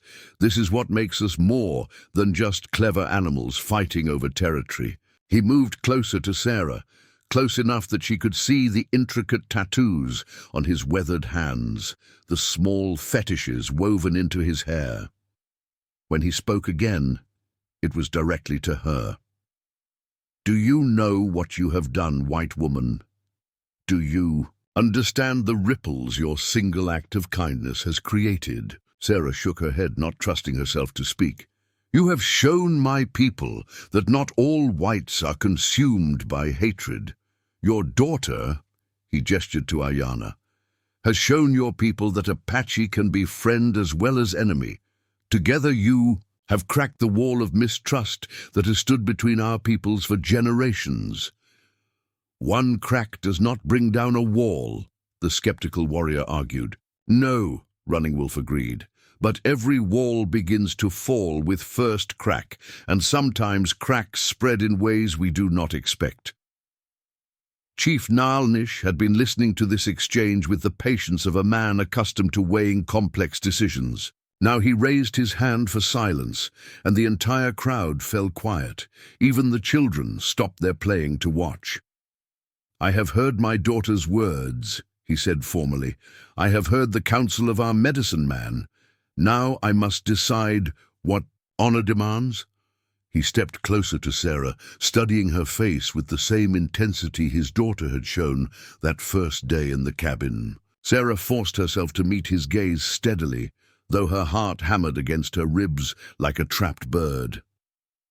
You wear my wife's turquoise, he said finally, sacred stone that belonged to woman I loved more than life itself. My daughter gave you this? Yes, Sarah replied. She said it would mark me as family under the protection of your clan. And do you accept this responsibility? Do you understand that being family to Apache means sharing our burdens as well as our protection? The question echoed what Dakota had asked earlier, but coming from Chief Naalnish, it carried even more weight. Sarah thought of Ayanna's stories about the challenges her people faced, the impossible choices between adaptation and tradition, the constant pressure from an expanding white population that saw them as obstacles to be removed. I accept it, she said firmly. Naalnish nodded slowly. Then you will participate in ceremony of adoption, but first. He turned to Running Wolf. What do the spirits counsel? What path do they show us? The old medicine man closed his eyes, standing, so still he might have been carved from stone. The crowd waited in absolute silence, understanding that they were witnessing something sacred. When Running Wolf opened his eyes again, they seemed to hold starlight. The spirits show path of sacred protection, he said, his voice taking on the rhythmic cadence of ritual speech. Not simple adoption into clan, but covenant that binds all Apache people to protect this woman, sacred protection that cannot be broken by human law or tribal politics. A gasp ran through the crowd. Sacred protection was the highest honor Apache law could bestow, reserved for those who had performed acts of extraordinary courage or sacrifice on behalf of the people. It was essentially eternal, binding not just the current generation, but all who came after. Such protection has not been offered to outsider in living memory, one of the council members protested. The precedent is that we honor courage and compassion wherever we find them, Chief Naalnish interrupted, that we recognize friends among our enemies and hold them sacred. He looked around the circle of council members. Who speaks against this? Silence stretched, like a held breath. Sarah could see the internal struggle on several faces, men torn between traditional suspicion of whites and recognition that something extraordinary had occurred. Finally, the skeptical warrior who had questioned her motives stepped forward. I have fought white soldiers for 20 winters, he said. I have seen my family killed by white civilians. Every instinct tells me that trusting this woman is a mistake that will cost Apache lives. He paused, his gaze meeting Sarah's directly. But I have also seen how my chief's daughter speaks of her. I have watched this white woman face our warriors. Without flinching, accept our customs without question. If Running Wolf says spirits favor this path. He shrugged. I do not speak against spirits. One by one, The other council members voiced their agreement, some enthusiastic, others reluctant, but all acknowledging that this moment demanded a response equal to its significance. "Then it is decided," Chief Naalnish declared. "Sarah McKenna, the white woman who saved my daughter, will receive sacred protection of all Apache people. Let the ceremony begin." What followed was unlike anything Sarah had ever experienced. The entire camp gathered as Running Wolf prepared the ritual space, drawing symbols in the dirt with colored sand, lighting sacred herbs that filled the air with sweet smoke. Sarah found herself at the center of a ceremony that had roots stretching back generations, words and actions that connected her to something far larger than herself. As the sun set behind the canyon walls, painting the sky in shades of fire, Sarah felt something fundamental shift inside her. She was no longer just a lone woman struggling to survive on the frontier. She was family to people she had barely known existed a week ago, protected by laws older than the conflicts that divided their peoples. But with that protection came responsibility, and as she looked around at the faces surrounding her, Apache faces filled with hope and determination and trust, Sarah realized her life would never be simple again. The ceremony was just beginning. 2 weeks after the sacred protection ceremony, Sarah returned to her cabin with an Apache escort that melted away into the desert the moment she was safely inside. The homestead looked exactly as she had left it, but everything felt different. Now, the turquoise pendant at her throat carried new weight, and the silver cross Ayana had worn during the ceremony now returned to Sarah as a symbol of their bond, rested in her pocket like a talisman. The ceremony had lasted 3 days, filled with rituals Sarah barely understood but felt in her bones. She had been painted with sacred symbols, blessed with eagle feathers, and formally adopted not just into Naalnish's clan, but into the entire Apache nation. The words of protection spoken over her would be carried to every band, every camp, every warrior. She was no longer Sarah McKenna, Irish homesteader. She was Sarah McKenna, sister to the Apache, under the sacred protection of their laws. But as she unpacked her few belongings and tried to settle back into familiar routines, Sarah couldn't shake the feeling that she was living on borrowed time. Sacred protection among the Apache was one thing. How the white community would react to her new status was quite another. She didn't have long to wait. The sound of approaching horses reached her as she fed the chickens the next morning. But these weren't the measured, careful approach of Apache riders. This was the heavy thunder of shod hooves, ridden hard and with purpose. Sarah's blood chilled as she recognized the particular rhythm, a large group, moving fast, coming straight for her cabin. She set down the feed bucket and walked to her front door, one hand instinctively going to the turquoise at her throat. Through the morning haze, she could see them coming, at least a dozen riders, dust boiling up behind them like smoke from a prairie fire.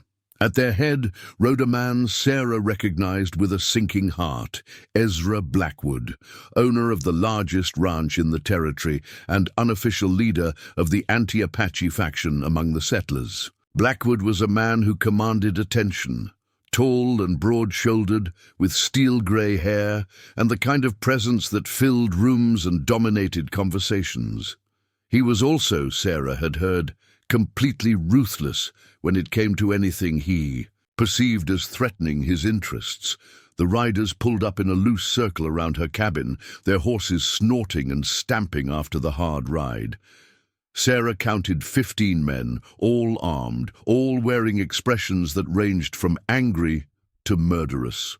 She recognized some of them, neighboring homesteaders, men from town she'd traded with, people who had once been at least cordially neutral toward her. "Sarah McKenna," Blackwood's voice carried clearly across the morning air. He remained mounted, looking down at her from his position of authority. "We need to talk." "Then talk," Sarah replied, surprised by how steady her own voice sounded. "But you'll do it from horseback. I didn't invite you onto my land." A murmur ran through the riders at her defiance. Blackwood's eyes narrowed, but his smile remained fixed in place, the expression of a man who enjoyed intimidation. "Fair enough," he said, "though I'm surprised you're being so particular about hospitality.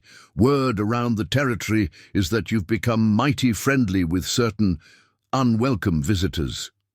"I don't know what you're talking about." "Don't you?" Blackwood leaned forward in his saddle. "Because the story I'm hearing is that you've been harboring Apache in your cabin, that you've been seen riding with their war parties, that you've even participated in their heathen ceremonies." Sarah's heart hammered, but she kept her expression neutral. News traveled fast in the territory, but she hadn't expected it to reach the settler community quite so quickly or in such distorted form. "I helped someone who was injured," she said carefully. "That's all." "Someone," Blackwood repeated with heavy sarcasm. "Someone who happened to be the daughter of Chief Naalnish, one of the bloodiest war leaders in Apache history." His voice hardened. "Don't take us for fools, Sarah. We know you spent nearly 2 weeks in their camp. We know about their so-called sacred protection." "How could you possibly—" Sarah began, then stopped as she saw the expression on one of the riders' faces.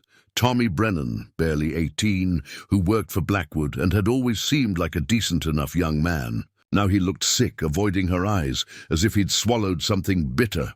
"Tommy was part of a hunting party that spotted you riding with Apache warriors," Blackwood continued. "Saw you clear as day, wearing their jewelry, treated like one of their own."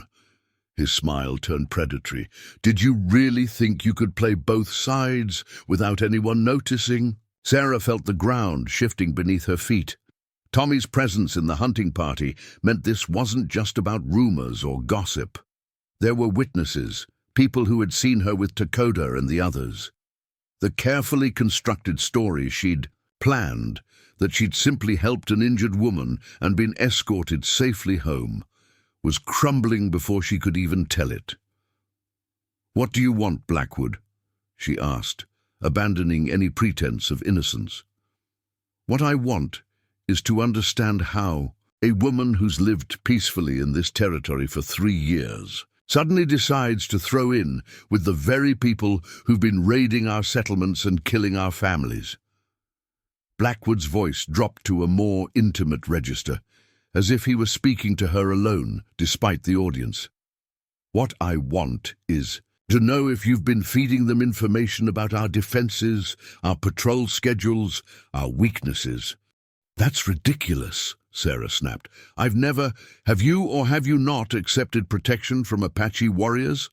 Blackwood interrupted. "Have you or have you not been marked as family by Chief Naalnish himself?" The questions hung in the air like accusations. Sarah realized that any answer she gave would be used against her. If she admitted to the sacred protection, she'd be branded a traitor to her own people. If she denied it, she'd be calling Ayana and her father liars, potentially voiding the very protection that might keep her alive. "I saved a woman's life," she said finally. "Her people were grateful. That's all." "Grateful enough to adopt you into their tribe," Blackwood pressed. "Grateful enough to promise their warriors will defend you against any threat." His eyes glittered with malicious satisfaction. "Including threats from your own people." Sarah saw the trap he was building.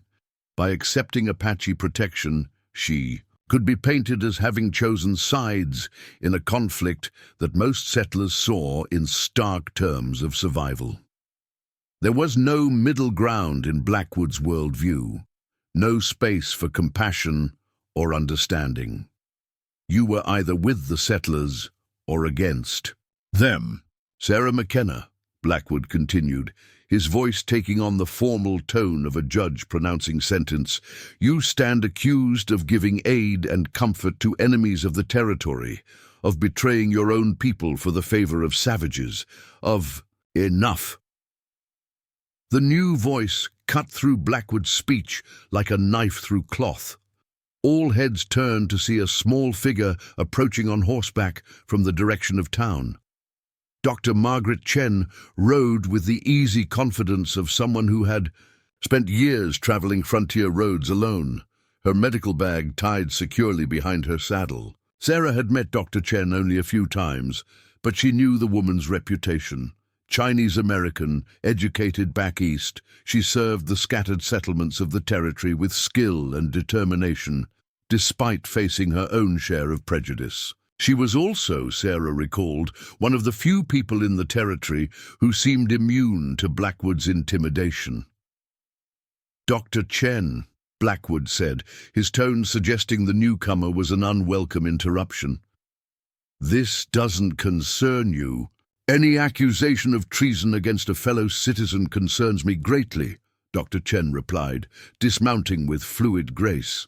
She was a small woman, barely 5 feet tall, but she carried herself with the authority of someone accustomed to taking charge in crisis situations, especially when those accusations are being made by a mob of armed men on private property.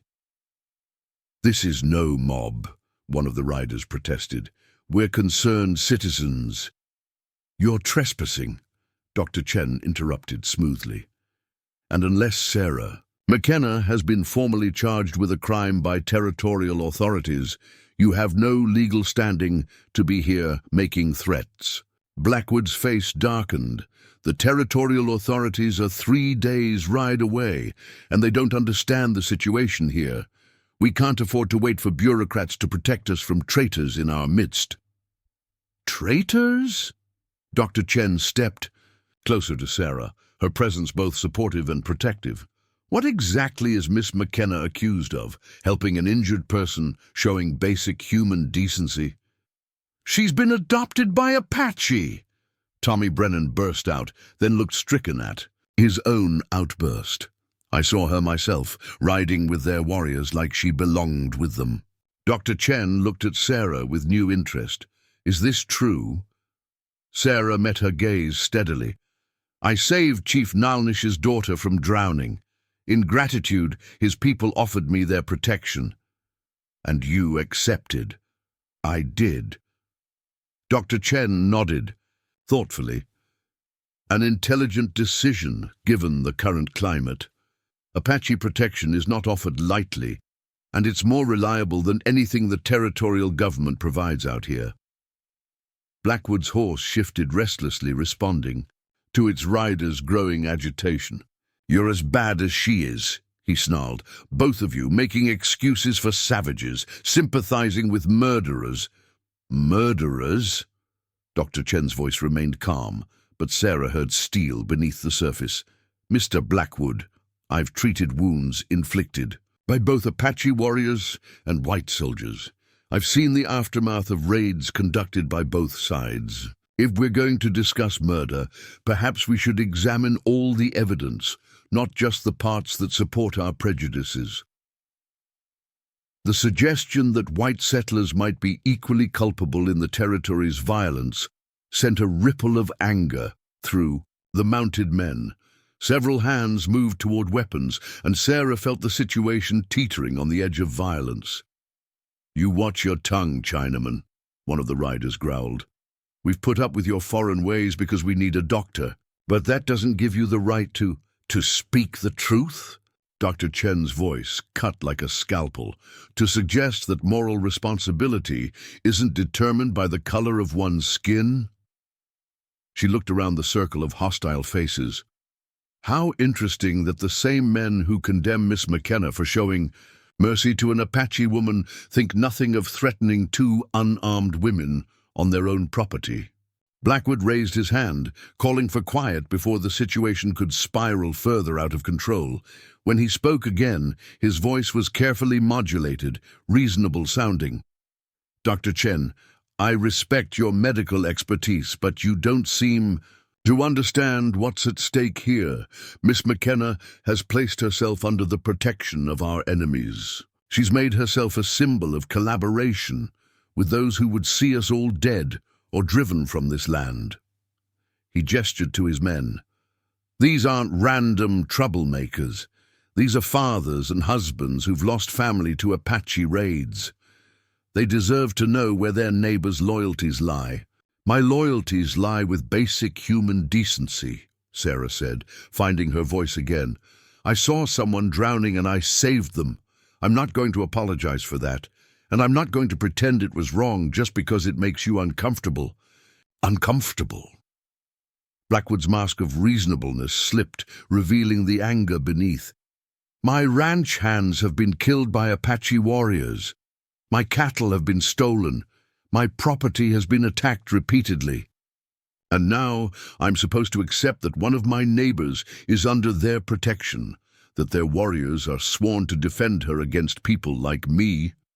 If you're threatening her, then yes, Dr. Chen said bluntly, that's exactly what it means. The silence that followed was electric with tension. Sarah could see the calculations happening in Blackwood's eyes, the weighing of options and consequences. Push too hard, and he'd provoke the very conflict he claimed to be preventing. Back down, and he'd lose face in front of his followers. This isn't over, he said finally, reining his horse around. The people of this territory deserve to know what's happening here. They deserve to know that one of their own has chosen sides against them. Let them know, Sarah replied, surprising herself with her own boldness.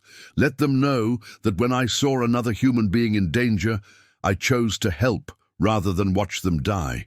If that makes me a traitor in your eyes, so be it. Blackwood's smile was cold and predatory. Be careful what you wish for, Miss McKenna. Public opinion is a powerful force, and it doesn't always distinguish between noble intentions and dangerous naivety. He spurred his horse into motion, and his followers fell in behind him. But as they rode away, Sarah noticed that Tommy Brennan looked back over his shoulder, his young face troubled and uncertain. Well, Dr. Chen said when the dust had settled, that was illuminating. Sarah sagged against her cabin door, the adrenaline of confrontation leaving her feeling drained and shaky. How much trouble am I in? Considerable, I'd say. Dr. Chen moved to check on Sarah's animals, which had scattered during the confrontation. Blackwood has been looking for an excuse to stir up anti-Apache sentiment for months. Your situation gives him exactly what he needs, a concrete example of collaboration that he can use to rally support for more aggressive action. What kind of action? Dr. Chen's expression was grim. The kind that usually ends with a lot of people dead, on both sides. She turned to face Sarah directly. Tell me the truth. What really happened with Chief Naalnish's daughter? Sarah found herself telling the whole story. The flood, the rescue, the days in the cabin, the growing friendship with Ayanna, the ceremony that had made her family to the Apache people. Dr. Chen listened without interruption, her intelligent eyes studying Sarah's face for signs of deception or omission. Remarkable, she said when Sarah finished, and incredibly dangerous. You've managed to place yourself at the center of a conflict that's been building for years. I didn't mean to. Intent rarely matters in situations like this, Dr. Chen interrupted gently. What matters is perception, and Blackwood will. Make sure everyone sees your actions in the worst possible light. She paused, considering. You have a choice to make, Sarah. You can renounce the Apache protection, publicly distance yourself from what happened, and hope that's enough to satisfy people like Blackwood. Or you can stand by your principles and accept the consequences. But understand that those consequences may include losing everything, your home, your livelihood, possibly your life. Sarah touched the turquoise pendant at her throat, thinking of Ayanna's courage in defending her to the Apache warriors, of the ceremony that had made her family to people she'd never expected to understand. I can't renounce it, she said, quietly. It would be a betrayal of everything that happened, everything we built together. Dr. Chen nodded, as if this were the answer she'd expected. Then we'd better prepare for what's coming. because Blackwood isn't going to give up, and neither are the people following him. As if summoned by her words, another rider appeared on the horizon, this one approaching from the opposite direction, riding hard and alone. As the figure drew closer, Sarah recognized one of Takoda's warriors, paint streaked across his face, in the pattern that indicated urgent news. The message he brought was brief and devastating. Blackwood had been to the territorial capital, spreading word of Sarah's betrayal to anyone who would listen. More importantly, he'd convinced several other ranchers to join his cause. A larger force was being assembled, one that wouldn't be satisfied with threats and intimidation. "How long do we have?" Dr. Chen asked the warrior. 2 days, he replied, in broken English.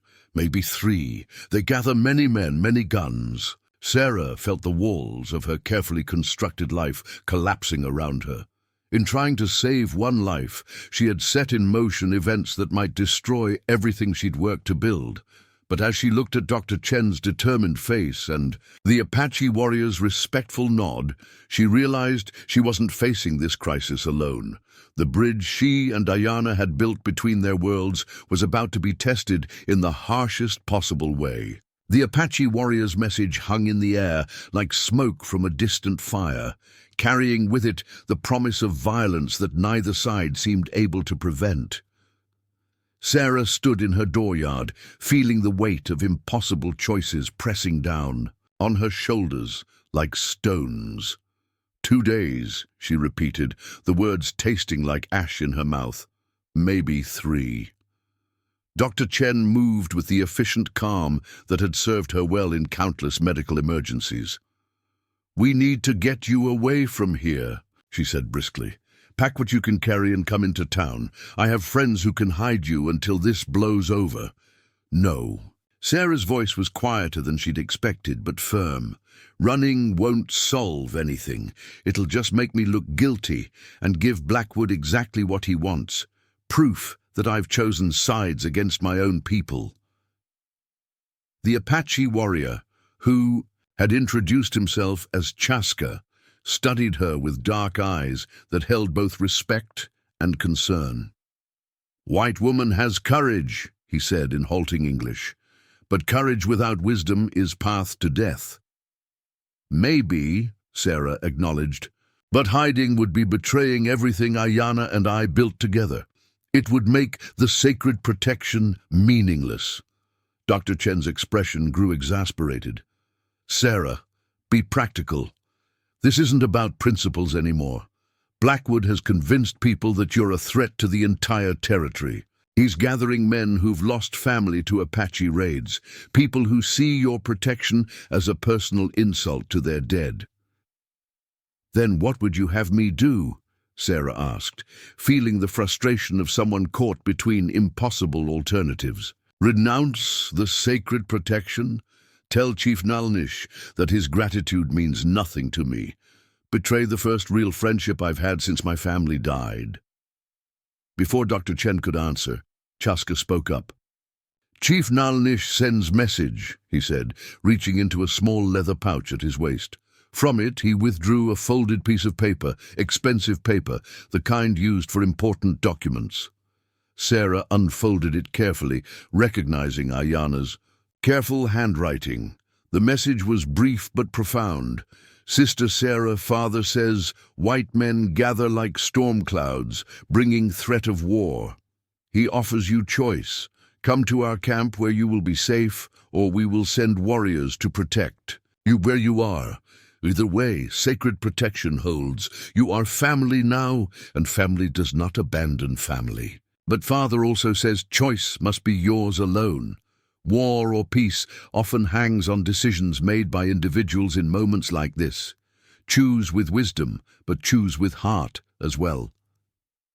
"Your sister in all worlds," Ayana Sarah read the letter twice, her hands trembling slightly. The offer was generous beyond measure, a chief willing to risk war to protect one white woman or to welcome her permanently into Apache territory. But both options carried consequences that might destroy the very peace she and Ayana had worked to create. "What does it say?" Dr. Chen asked gently. Sarah handed her the letter, watching the doctor's face as she read. Chaska waited patiently, though Sarah could see the tension in his posture. He was a warrior sent to deliver a message, but he was also someone who understood that the next few hours might determine whether his people would be fighting a war. "Remarkable," Dr. Chen murmured, lowering the letter. "Chief Naalnish is offering you sanctuary, but he's also giving you the choice to refuse it." "Because he knows what accepting would mean," Sarah said. "If I disappear into Apache territory, Blackwood will use it as proof that I was a spy all along. It'll give him the excuse he needs to push for military action against all Apache bands." Chaska nodded grimly. "White soldiers always look for reasons to attack. Chief thinks this, but honor says we must protect family even if costs are high."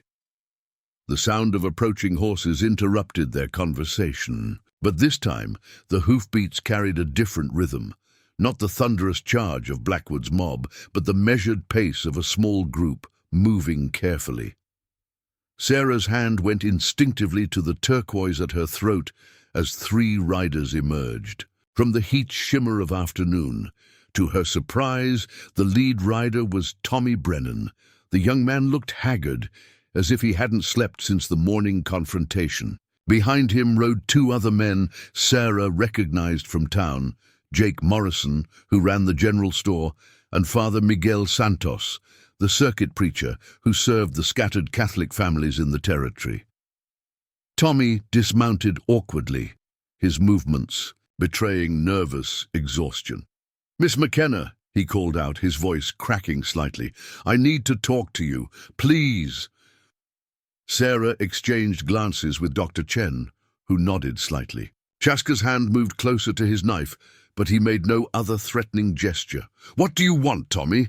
Sarah asked, noting how the young man's eyes kept darting to the Apache warrior. "I want to understand," Tommy said desperately.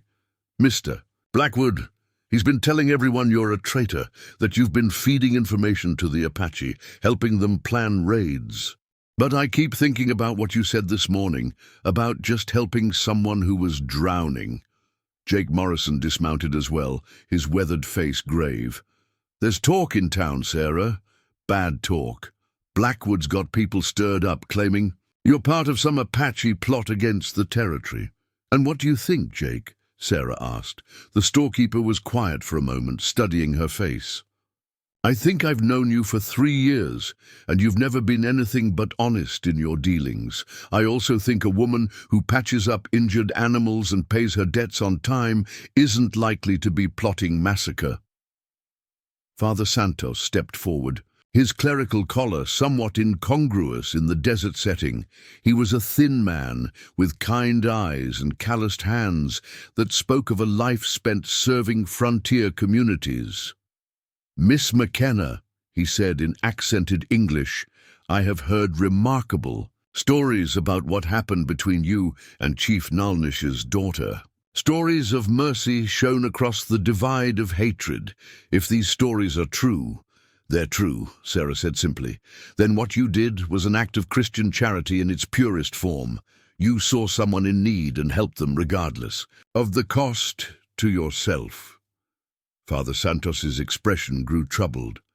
"But I fear that many people will not see it that way.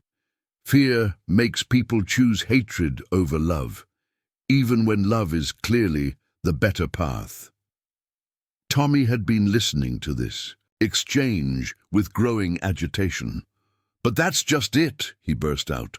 "If what Miss McKenna did was right, then why is Mr. Blackwood so angry? Why is he talking about organizing raids against Apache camps?" The question hung in the desert air like smoke. Sarah felt pieces of a larger puzzle clicking into place, understanding finally why Blackwood's reaction had been so extreme. "Because he doesn't want peace," she said slowly. "He wants the land the Apache are living on. He wants them gone, and he can't have that if people start seeing them as human beings instead of obstacles to be removed." Dr. Chen nodded grimly. "Sarah's right. Blackwood's been pushing for military action against the Apache for months, A peace treaty would ruin his plans for expansion. But surely Mr. Blackwood wouldn't start a war just for land, Tommy protested. Though his voice lacked conviction, Jake Morrison laughed bitterly. Son, you're young yet. Give you a few more years on the frontier, and you'll learn that men have started wars for a lot less than the kind of grazing land we're talking about. Father Santos placed a gentle hand on Tommy's shoulder. This is why we came, my son. To see if there might be another way, a path that doesn't lead to bloodshed. What kind of path?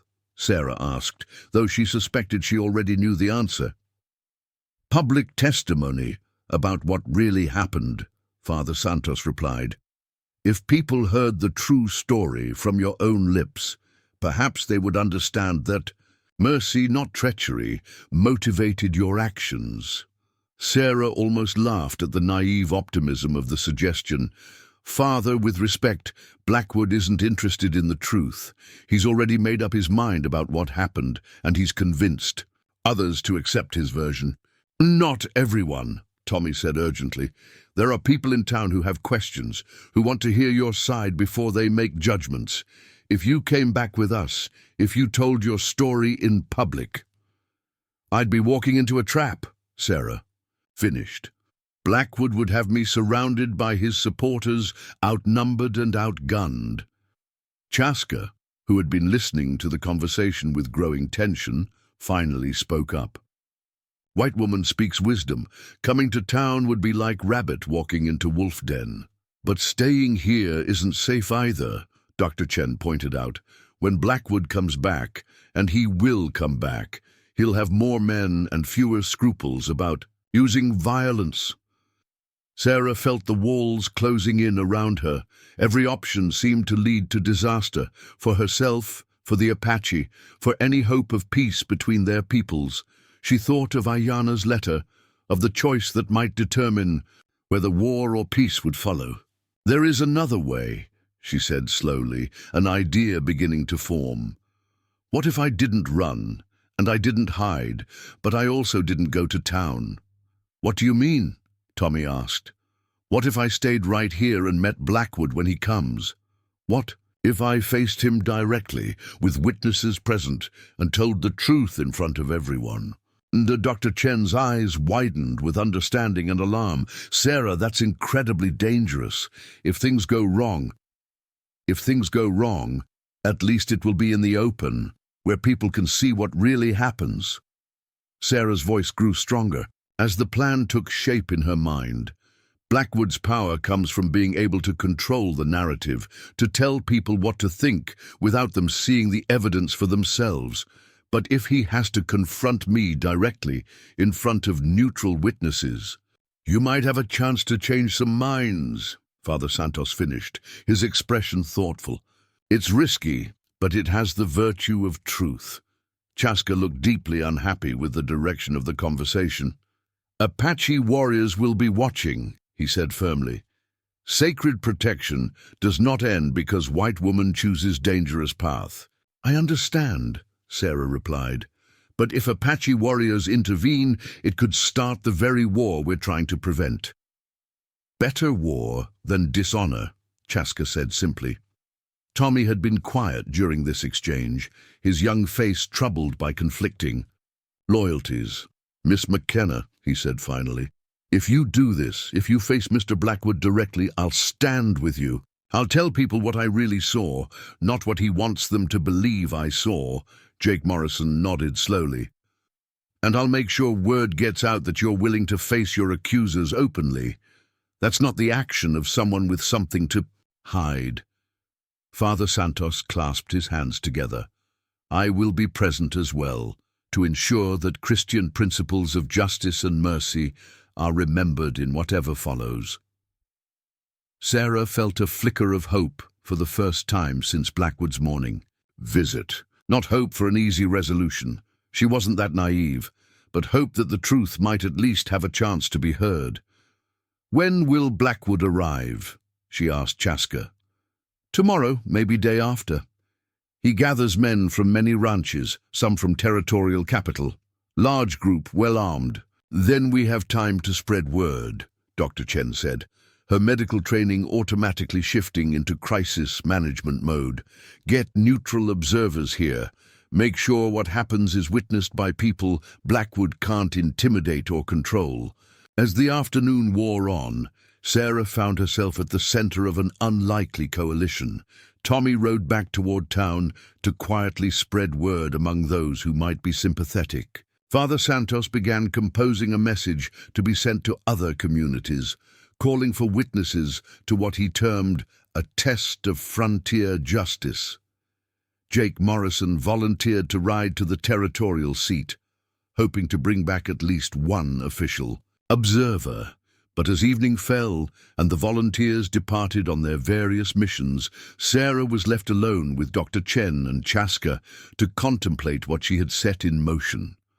Tomorrow would bring the confrontation she had been dreading.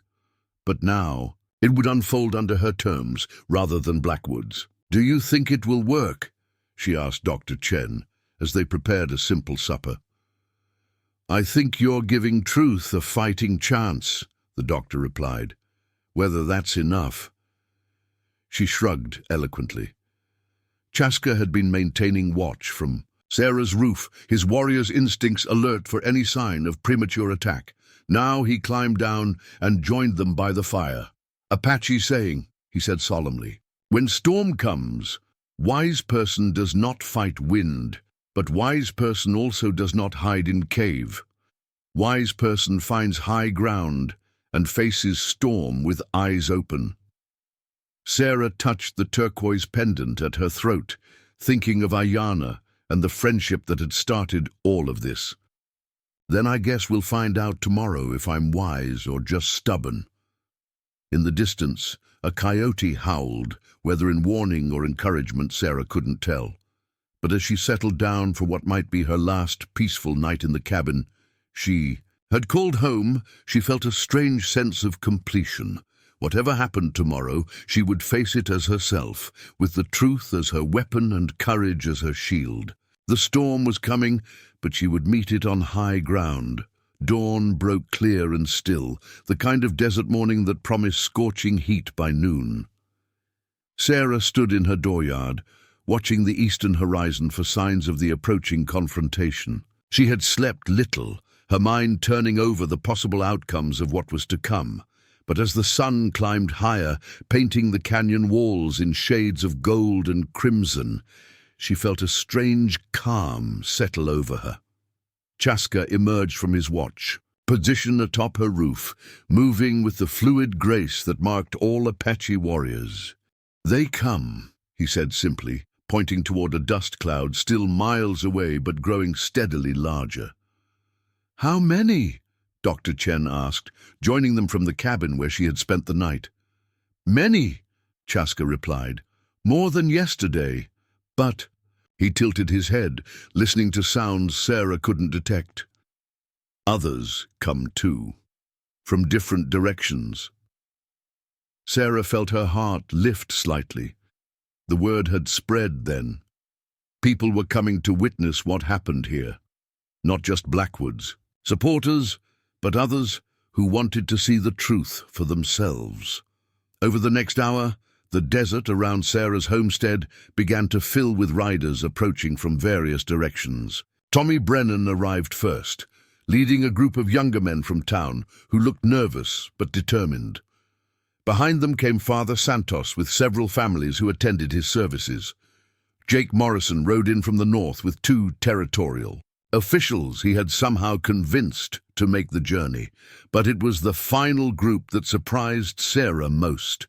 From the west came a small party of Apache riders, led by Takoda himself. The war leader's presence sent a ripple of tension through the gathering crowd, but he made no threatening gestures, simply positioning his warriors on a low ridge where they could observe without seeming to interfere.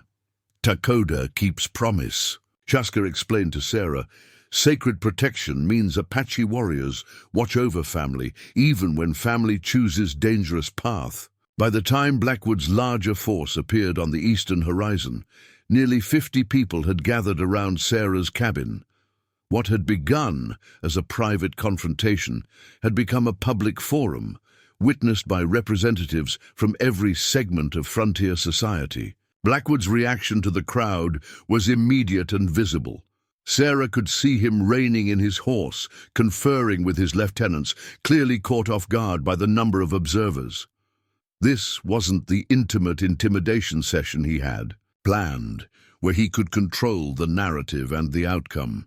But Ezra Blackwood hadn't built his influence by backing down from challenges. After a brief consultation with his men, he spurred his horse forward, his posture radiating the confidence of someone accustomed to getting his way through force of personality and implied threat. "Well," he called out as his party approached, his voice carrying clearly in the still air, "it seems Miss McKenna has called quite a gathering. I didn't realize treason had become a public spectacle." "There's been no treason here," Father Santos replied firmly, stepping forward to position himself between Blackwood and Sarah.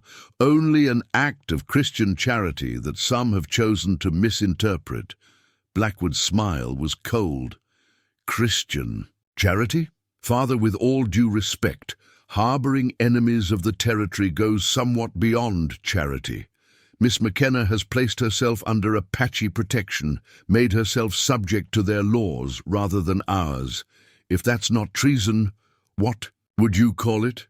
"I'd call it a woman making the best choice available to her for survival," Dr. Chen interjected. "Apache protection is more reliable than anything the territorial government offers out here." A murmur ran through the crowd at this observation. Several heads nodded in agreement, while others looked troubled by the implication that their own institutions were inadequate.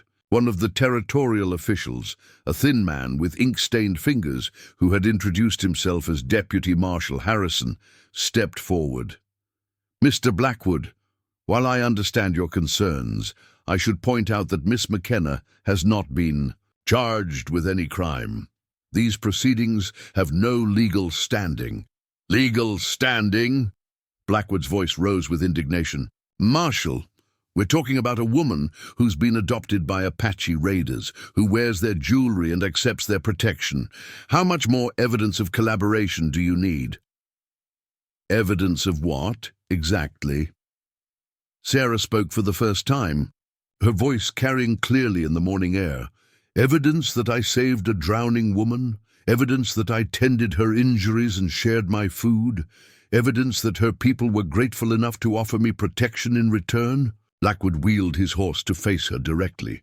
"Evidence that you've chosen sides against your own people? Evidence that you've made yourself a symbol of submission to savage demands?" "I made myself a symbol of something, all right," Sarah replied, feeling the strength of conviction behind her words. "But not submission. I made myself a symbol of the possibility that people can choose compassion over hatred, understanding over fear." "Pretty words," Blackwood sneered. "But words don't change reality. The Apache are still raiding our settlements, still killing our people. Your friendship with one of them doesn't alter that fact." "Maybe not," Sarah acknowledged, "but it proves that alternatives exist, that not every encounter between our peoples has to end in bloodshed." Tommy Brennan stepped out of the crowd, his young face flushed with nervous determination. "Mr. Blackwood, I saw Miss McKenna with the Apache warriors. You told everyone she was riding with them like she belonged, but that's not what I saw." Blackwood's expression darkened. "Tommy, you work for me. I'd be careful about contradicting." "I saw her being escorted," Tommy continued, his voice growing stronger. "Escorted respectfully, like honored guest. And when they brought her back here, they left peacefully.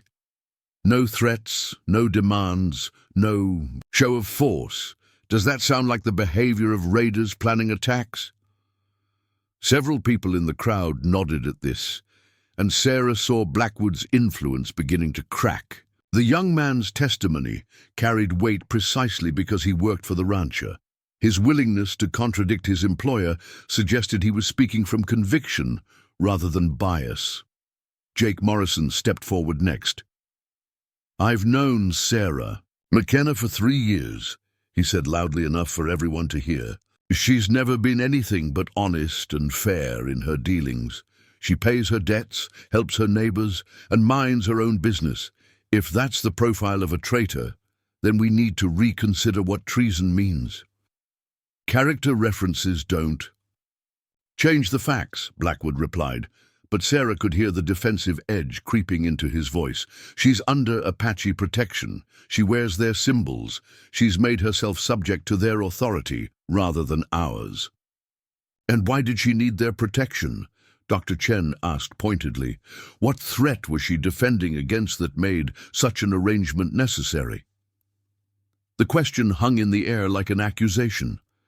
Sarah saw several people in the crowd looking at Blackwood with new understanding, recognizing that Apache protection might be a response to settler threats rather than evidence of treason. Father Santos moved to stand beside Sarah, his clerical authority lending weight to his words. I have spoken with Miss McKenna about what happened, he announced. I have heard her confession, examined her conscience, and I find no evidence of malice or betrayal. What she did was motivated by the highest Christian principles: mercy for those in need, compassion for the suffering, love for one's enemies. Love for one's enemies? Blackwood's voice cracked with incredulity. Father, these are the same enemies who burned out the Henderson family last month, who killed 3 of my ranch hands in April. How can you speak of love when dealing with murderers? Because, Father Santos replied calmly, love is precisely what's needed when dealing with cycles of violence and revenge. Miss McKenna broke that cycle, chose mercy over vengeance. If more people made such choices, perhaps there would be fewer murders on both sides. The theological argument seemed to resonate with many in the crowd. Sarah could see people nodding, their expressions thoughtful rather than angry. Blackwood was losing control of the narrative, and both he and his supporters were beginning to realize it. But it was what happened next that truly changed everything. From the ridge where Takoda and his warriors had been watching, a new figure emerged. Chief Naalnish himself rode slowly down the slope, his presence commanding immediate attention from every person present. He was flanked by only 2 warriors, a deliberate choice that emphasized peaceful rather than threatening intentions. The crowd parted as he approached, settlers and Apache regarding each other with wary curiosity.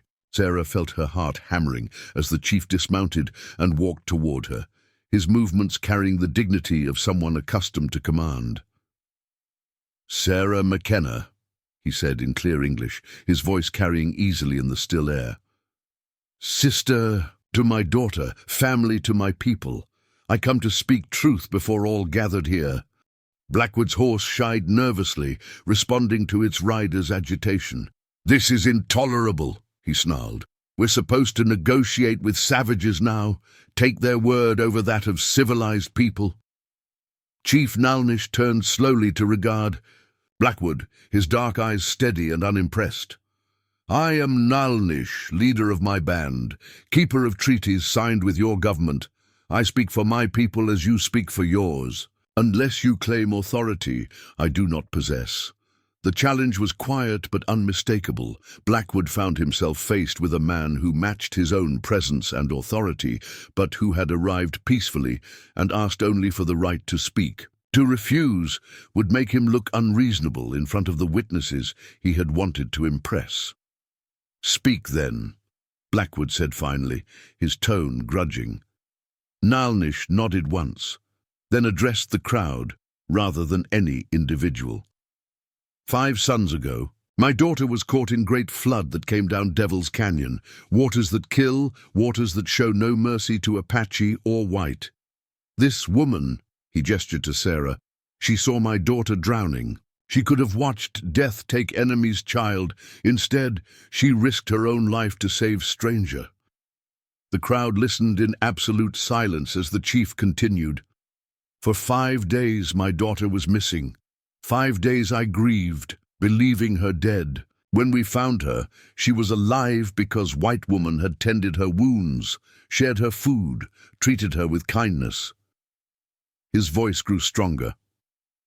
My daughter learned something during those days. She learned that not all white people are consumed by hatred. She learned that some have honor equal to any Apache warrior. Sarah felt tears threatening as Naalnish spoke. His words carried the weight of absolute truth, delivered with the dignity of someone who had never needed to lie to maintain his authority. "This woman saved my daughter's life," the chief continued. "Apache law says such debt can never be repaid, only honored, so we offered sacred protection, made her family to all Apache people. Not because she's white or Apache, but because she showed courage and compassion when it would have been easier to choose hatred." He turned to face Blackwood directly. "You call this treason.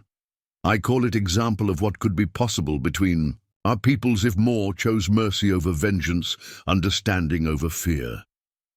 The silence that followed was profound. Sarah could see people in the crowd struggling with ideas they had never seriously considered. The possibility that Apache and white settlers might coexist, that individual acts of kindness might bridge gaps that seemed unbridgeable. It was Tommy Brennan who broke the silence. "Chief Naalnish," he said, his young voice carrying clearly, "if more white people acted like Miss McKenna, would there be less fighting between our peoples?" The question was innocent, born of genuine curiosity rather than political calculation, but its implications rippled through the crowd like stones dropped in still water. "There would be less fighting," Naalnish replied gravely, "if more people on both sides chose to see enemies as human beings, if more chose to help rather than harm when the choice was offered." Deputy Marshal Harrison stepped forward, his official capacity giving weight to his words. "Chief Naalnish, are you saying that Apache bands would be willing to pursue peaceful relations with settler communities?" "I'm saying that some Apache would choose peace if peace were offered in good faith," the chief replied carefully. "Not all. There are those among my people who have seen too much death to trust any white person, but some, perhaps enough to make beginning." Sarah saw the moment when the conversation shifted from accusations and defenses to possibilities and opportunities. People who had come expecting to witness a confrontation between traitor and patriot found themselves contemplating the prospect of peace between peoples who had been enemies for generations. Blackwood seemed to recognize the shift as well, and his response was immediate and desperate. "You're all being deceived by noble-sounding words," he declared. "The Apache are raiders and killers. One act of supposed mercy doesn't change generations of warfare. Miss McKenna has been used as a tool in their propaganda, and now you're all falling for it." But his words lacked their earlier conviction. Too many people had heard too much truth for his simple narrative of good versus evil to hold sway. Several of his own supporters were looking uncertain, questioning assumptions they had never examined before. Dr. Chen moved to stand beside Chief Naalnish and Sarah, her presence symbolically linking the three communities represented in the crowd. "What if Mr. Blackwood is wrong?" she asked the gathered people. "What if the choice isn't between surrender and warfare, but between fear and understanding? What if there are other possibilities we haven't explored?" Father Santos nodded enthusiastically. "The gospel teaches us to love our enemies, to do good to those who persecute us. Perhaps God has sent us this opportunity to practice those teachings in the most challenging circumstances possible." One by one, other voices joined the conversation. Jake Morrison spoke about the economic benefits of peace, about trade possibilities that warfare made impossible. One of the territorial officials discussed legal frameworks that might govern peaceful coexistence. A woman Sarah didn't recognize talked about the exhaustion of living in constant fear, the toll that perpetual conflict took on families and communities. As the morning wore on, something unprecedented began to emerge from the gathering. Not unanimous agreement, there were still voices of skepticism and fear, but a genuine dialogue between people who had never seriously considered alternatives to the cycle of violence that had defined frontier life. Blackwood made several more attempts to regain control of the narrative, but his influence was clearly waning. Too many people had heard too many truths, seen too many possibilities, to return to the simple certainties he offered. Finally, as the sun reached its zenith and the desert heat began to make the gathering uncomfortable, Chief Naalnish made a proposal that stunned everyone present. "I offer this," he said, his voice carrying the authority of final decision. "Let there be counsel between Apache leaders and settler representatives. Let us speak of boundaries and treaties, of trade and mutual protection. Let us see if peace is possible between peoples who have known only war." Deputy Marshal Harrison immediately grasped the significance of the offer. "Chief, are you proposing formal negotiations with territorial government participation?" "I am proposing that we try," Naalnish replied. "What exists now serves no... Our children die, your children die, and the land suffers from constant warfare. Perhaps there is better way." The murmur that ran through the crowd was electric with possibility. Sarah found herself at the center of something far larger than she had ever imagined, not just personal vindication, but the potential beginning of genuine peace between peoples who had been enemies for as long as anyone could remember. Blackwood made one final attempt to salvage his position. "This is exactly what I warned you about," he declared, "sentiment and wishful thinking in place of hard reality. The Apache are offering you words while they prepare for the next raid." But his words fell on increasingly deaf ears. Too many people had heard Chief Naalnish speak, had seen the dignity and sincerity of his proposal, to dismiss it as mere deception. Tommy Brennan stepped away from Blackwood's group entirely, moving to stand with those who supported the possibility of peace talks. "I'm sorry, Mr. Blackwood," he said, his young voice carrying surprising strength, "but I think Chief Naalnish is offering us something we'd be fools to reject. If there's even a chance for peace, don't we owe it to ourselves to try?" Others followed Tommy's lead, abandoning Blackwood's position for the more hopeful alternative being offered. Not everyone, several hardline settlers, remained convinced that only force could solve the Apache problem, but enough to fundamentally alter the political landscape of the territory. As the gathering began to break up, people forming small groups to continue discussions that would obviously continue for hours or days, Sarah found herself approached by Chief Naalnish. "You have done more than save my daughter's life," he said, quietly, speaking English so Dr. Chen and the others could understand. "You have opened a door that many believed was sealed forever. What comes through that door now depends on choices made by many people, but the opening, that was your gift to both our peoples." Sarah touched the turquoise pendant at her throat, feeling its smooth warmth against her palm. "I never intended any of this," she said. "I just saw someone drowning. Best intentions often come from hearts that do not calculate consequences," the chief replied, with something that might have been a smile. "Your heart saw a person in need and acted. From such simple choices, great changes sometimes grow."